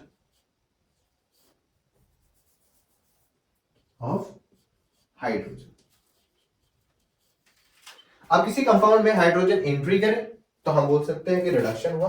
किसी कंपाउंड में ऑक्सीजन बाहर निकल रहा है तो भी हम कहेंगे वो रिडक्शन हुआ। ठीक है, इसको याद करने का शॉर्ट तरीका, negative of oxygen, positive of hydrogen. किसी चीज के अंदर ऑक्सीजन हाइड्रोजन का आना और उस चीज में से ऑक्सीजन का बाहर जाना, इन दोनों में से अगर कोई ये भी प्रोसेस होता है तो भी हम उसे बोलेंगे रिडक्शन रिएक्शन। ठीक है, अब अगर मान के चलिए किसी कंपाउंड के अंदर दोनों काम हो रहे हो तब क्या कहलाएगा? तब कहलाएगा इन दोनों का कॉम्बिनेशन, और वो कॉम्बिनेशन क्या होता है? Redox reaction. क्या है? रेडॉक्स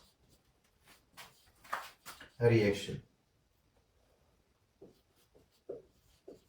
ठीक है, अब रेडॉक्स रिएक्शन क्या होता है? रेडॉक्स रिएक्शन दो चीजों को कॉम्बिनेशन, रेडॉक्स रिएक्शन दो चीजों का कॉम्बिनेशन, यानी रिडक्शन प्लस ऑक्सीडेशन क्या कहलाता है? Redox reaction. ठीक है, अगर ऑक्सीडेशन और रिडक्शन दोनों हो रहा हो, ऑक्सीडेशन और रिडक्शन दोनों में हो रहा है किसी रिएक्शन के अंदर, हाइड्रोजन का अंदर आना और ऑक्सीजन का बाहर जाना, साथ ही साथ में ऑक्सीजन का अंदर आना या हाइड्रोजन का बाहर जाना, ऐसा कुछ हो रहा हो तो हम ऐसे रिएक्शन को बोलते हैं रेडॉक्स रिएक्शन। ठीक है, आप फिलहाल दिमाग में ये सेव करके रखिए, ऑक्सीजन का एडिशन, हाइड्रोजन का रिमूवल क्या कहलाएगा? Oxidation reaction. ऑक्सीजन का रिमूवल, हाइड्रोजन का एडिशन क्या कहलाएगा? Reduction reaction. ठीक है, नोट कर लीजिए, एग्जांपल के साथ इसको समझते हैं, काफी ज्यादा बेहतर समझ में है। ठीक है, चलो मिटाया? ओके, तो एग्जांपल में इनके बारे में अच्छे से देखते हैं कि आखिर ये प्लस माइनस क्या हो रहा है, कैसे हो रहा है, इनके बारे में देखते हैं। ठीक है, चलिए पहला एग्जांपल है हमारा, कॉपर है, इसको ऑक्सीजन के प्रेजेंस में बर्न कर दिया गया तो क्या प्रोडक्ट बना? CuO, copper oxide. अब जरा देखिए, यहां पर कॉपर जो कुछ भी हमें ऑब्जर्वेशन करना है, मेन हमारा क्या होता है, रिएक्टेंट साइड, मेन हमारा रिएक्टेंट है। ऑब्जर्वेशन के लिए हम प्रोडक्ट की तरफ देखते हैं, लेकिन आंसर में सब कुछ हमें किधर से लिखना है, रिएक्टेंट की साइड, प्रोडक्ट की साइड वाला लिखना नहीं जाता। क्लियर है? ऑब्जर्वेशन के लिए कि भाई साहब कॉपर यहां पर देखिए क्या है, कुछ नहीं, अकेला कॉपर था। ऑब्जर्वेशन में क्या देखने को मिला, प्रोडक्ट में कॉपर के साथ ऑक्सीजन आ गया। ठीक है, तो आंसर जो लिखा जाएगा वो आंसर यहां से लिखा जाएगा, रिएक्टेंट से, प्रोडक्ट से आंसर नहीं लिखा जाएगा। प्रोडक्ट सिर्फ ऑब्जर्वेशन के लिए होता है। क्लियर?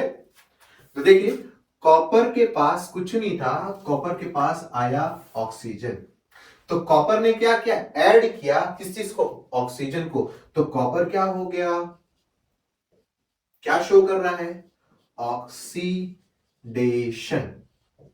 क्या CuO ऑक्सीडेशन शो कर रहा है, नहीं। CuO ऑक्सीडेशन कैसे शो कर सकता है जबकि उसके पास पहले से ऑक्सीजन है।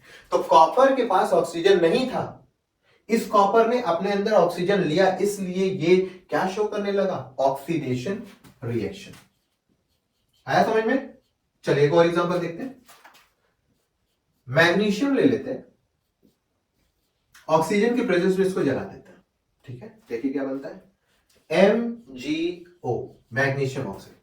क्या मैग्नीशियम के पास ऑक्सीजन था, नहीं। प्रोडक्ट में देखिए, हाँ मैग्नीशियम के पास ऑक्सीजन आ गया, मतलब मैग्नीशियम ने अपने अंदर ऑक्सीजन को ऐड कराया, तब वो मैग्नीशियम से मैग्नीशियम ऑक्साइड बना।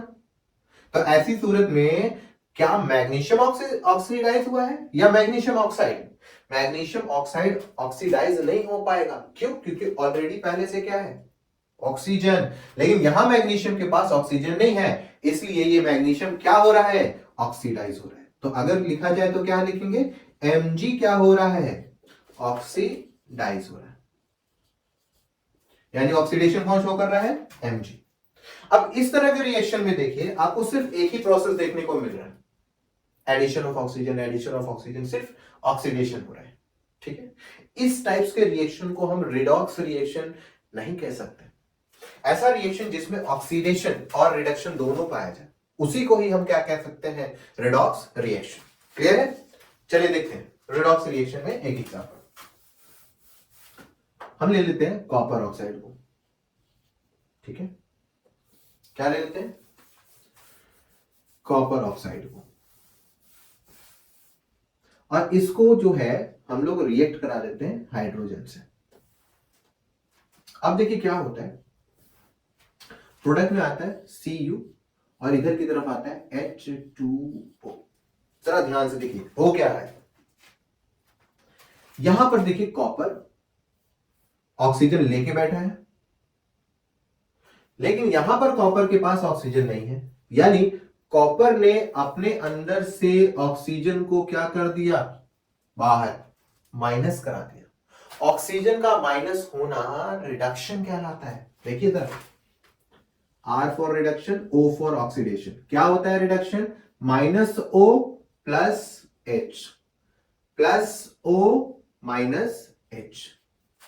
ठीक है, ध्यान से देखिए, कॉपर के पास ऑक्सीजन था, कॉपर ने ऑक्सीजन निकाल दिया, कॉपर अकेला हो गया, माइनस किया, ये क्या बन गया, रिडक्शन शो करने लगा। कौन रिडक्शन शो कर रहा है, कॉपर ऑक्साइड, कॉपर नहीं। कॉपर रिडक्शन कैसे शो कर सकता है जबकि कॉपर के पास तो ऑक्सीजन है ही नहीं, निकालेगा क्या। तो कॉपर ऑक्साइड अपने अंदर से ऑक्सीजन बाहर निकाल रहा है तो रिडक्शन शो कर रहा है। जरा देखिए इसका ऑक्सीजन यहां से निकला, कॉपर के पास तो है नहीं, तो इसका ऑक्सीजन गया कहां, थोड़ा सा आगे बढ़िए, हाइड्रोजन यहां पर H2 अकेला है, यहां पर जरा हाइड्रोजन को देखिए, हाइड्रोजन ने उस ऑक्सीजन को अपने अंदर ऐड करा दिया, यानी हाइड्रोजन ने ऑक्सीजन को ऐड कराया तो हाइड्रोजन का हो गया oxidation. Very good, oxidation. Clear हो रहा है? एक दो और एग्जांपल करेंगे और आसान से क्लियर हो जाएगा। ठीक है, देखिए फिर से देखिए, कॉपर ऑक्साइड, पहले से इसके पास ऑक्सीजन था, कॉपर ने क्या किया, अपना ऑक्सीजन रिमूव कर दिया और अकेला कॉपर हो गया। रिमूवल ऑफ ऑक्सीजन रिडक्शन कहलाता है, कॉपर ऑक्साइड का क्या हो गया, रिडक्शन। CuO का क्या हो गया, रिडक्शन। अब ऐसी सूरत में हाइड्रोजन को यहां देखा गया तो अकेला था, यहां हाइड्रोजन ऑक्साइड के फॉर्म में है, यानी हाइड्रोजन ने ऑक्सीजन को एक्सेप्ट कर लिया, प्लस ऑफ ऑक्सीजन क्या कहलाया? ऑक्सीडेशन। किसका? H2 का।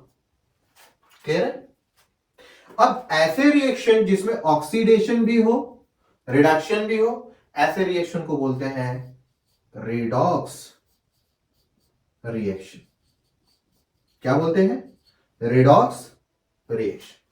क्लियर? चलिए नोट कर लीजिए, नोट कर लीजिए। एक और एग्जांपल देखते हैं। ठीक है, चलिए नोट कर लीजिए फट से।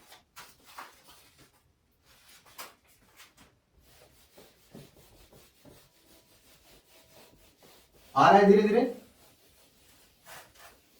बहुत बढ़िया। चलिए एक और एग्जांपल देखते हैं। H2S plus Cl2। देखिए क्या होता है, प्रोडक्ट में आ गया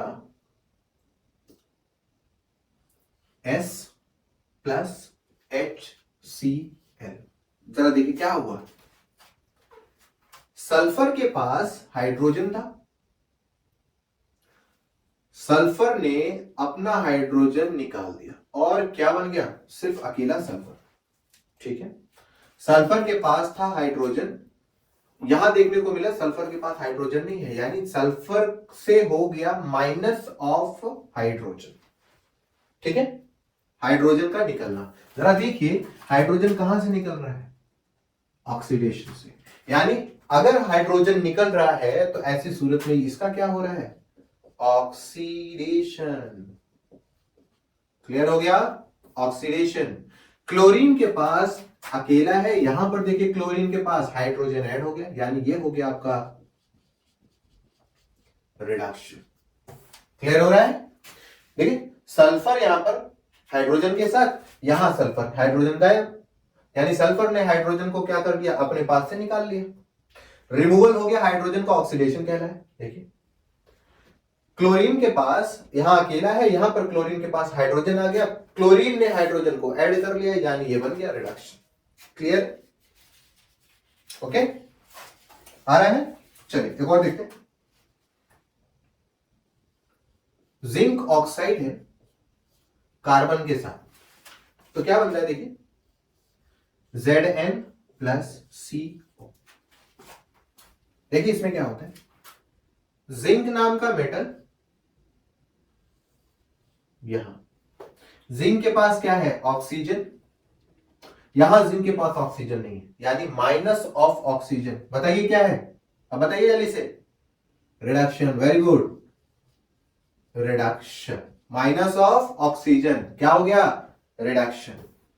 कार्बन के पास कुछ नहीं था, यहां पर लेके बैठ गए ऑक्सीजन, यानी इसने अपने अंदर ऑक्सीजन को ऐड कराया, इसलिए ये हो गया ऑक्सीडेशन। क्लियर? चलिए एक और देख लेते हैं एग्जांपल में। जैसे SO2 ले लेते plus H2S arrow H2O plus S। देखिए क्या हो रहा है इसमें, जरा सल्फर पे ध्यान रखिए। सल्फर के पास ऑक्सीजन है,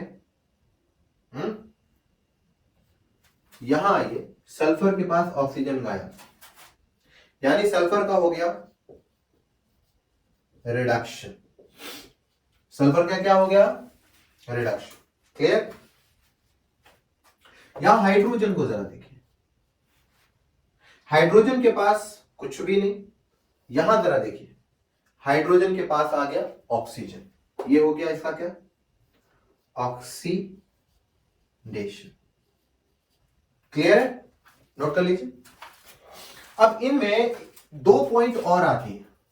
ठीक है, 2 पॉइंट बहुत अच्छी से आती है इसमें, और वो काफी ज्यादा इजी हो जाती है, एकदम शॉर्टकट है इसका। समझ आएगी? Oxidation and reduction.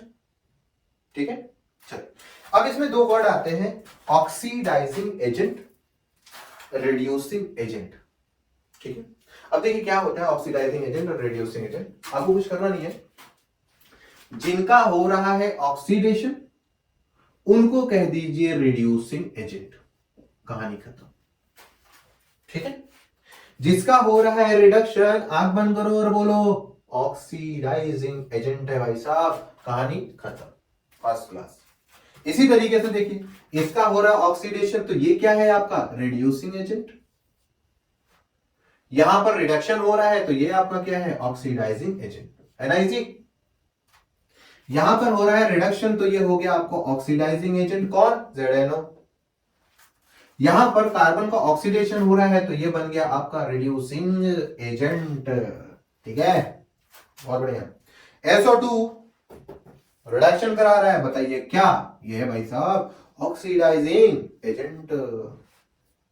यहां पे ऑक्सीडेशन हो रहा है तो ये क्या हो गया भैया रिड्यूसिंग एजेंट, क्लियर। चलिए फट से इसको करिए, नोट कर लीजिए फट से, समझ आया। तो जो ऑक्सीडेशन करा रहा है वही एक्चुअली रिड्यूसिंग एजेंट है, और जो रिडक्शन करा रहा है वो क्या है ऑक्सीडाइजिंग एजेंट। फट से नोट कर लीजिए, नोट कर लीजिए, हो गया। चलिए एक क्वेश्चन दे रहे हैं, जरा उस क्वेश्चन को वीडियो रोक के फट से सॉल्व कीजिए, ठीक है। जरा देखिए कितना आपको आ गया समझ में, ठीक है। तो ऑक्सीडेशन क्या था, ऑक्सीडेशन है plus of oxygen minus of hydrogen, clear है। चलिए क्वेश्चन है H2S प्लस I2, प्रोडक्ट बन रहा है HI प्लस सल्फर, ठीक है। एक और लिख लेते हैं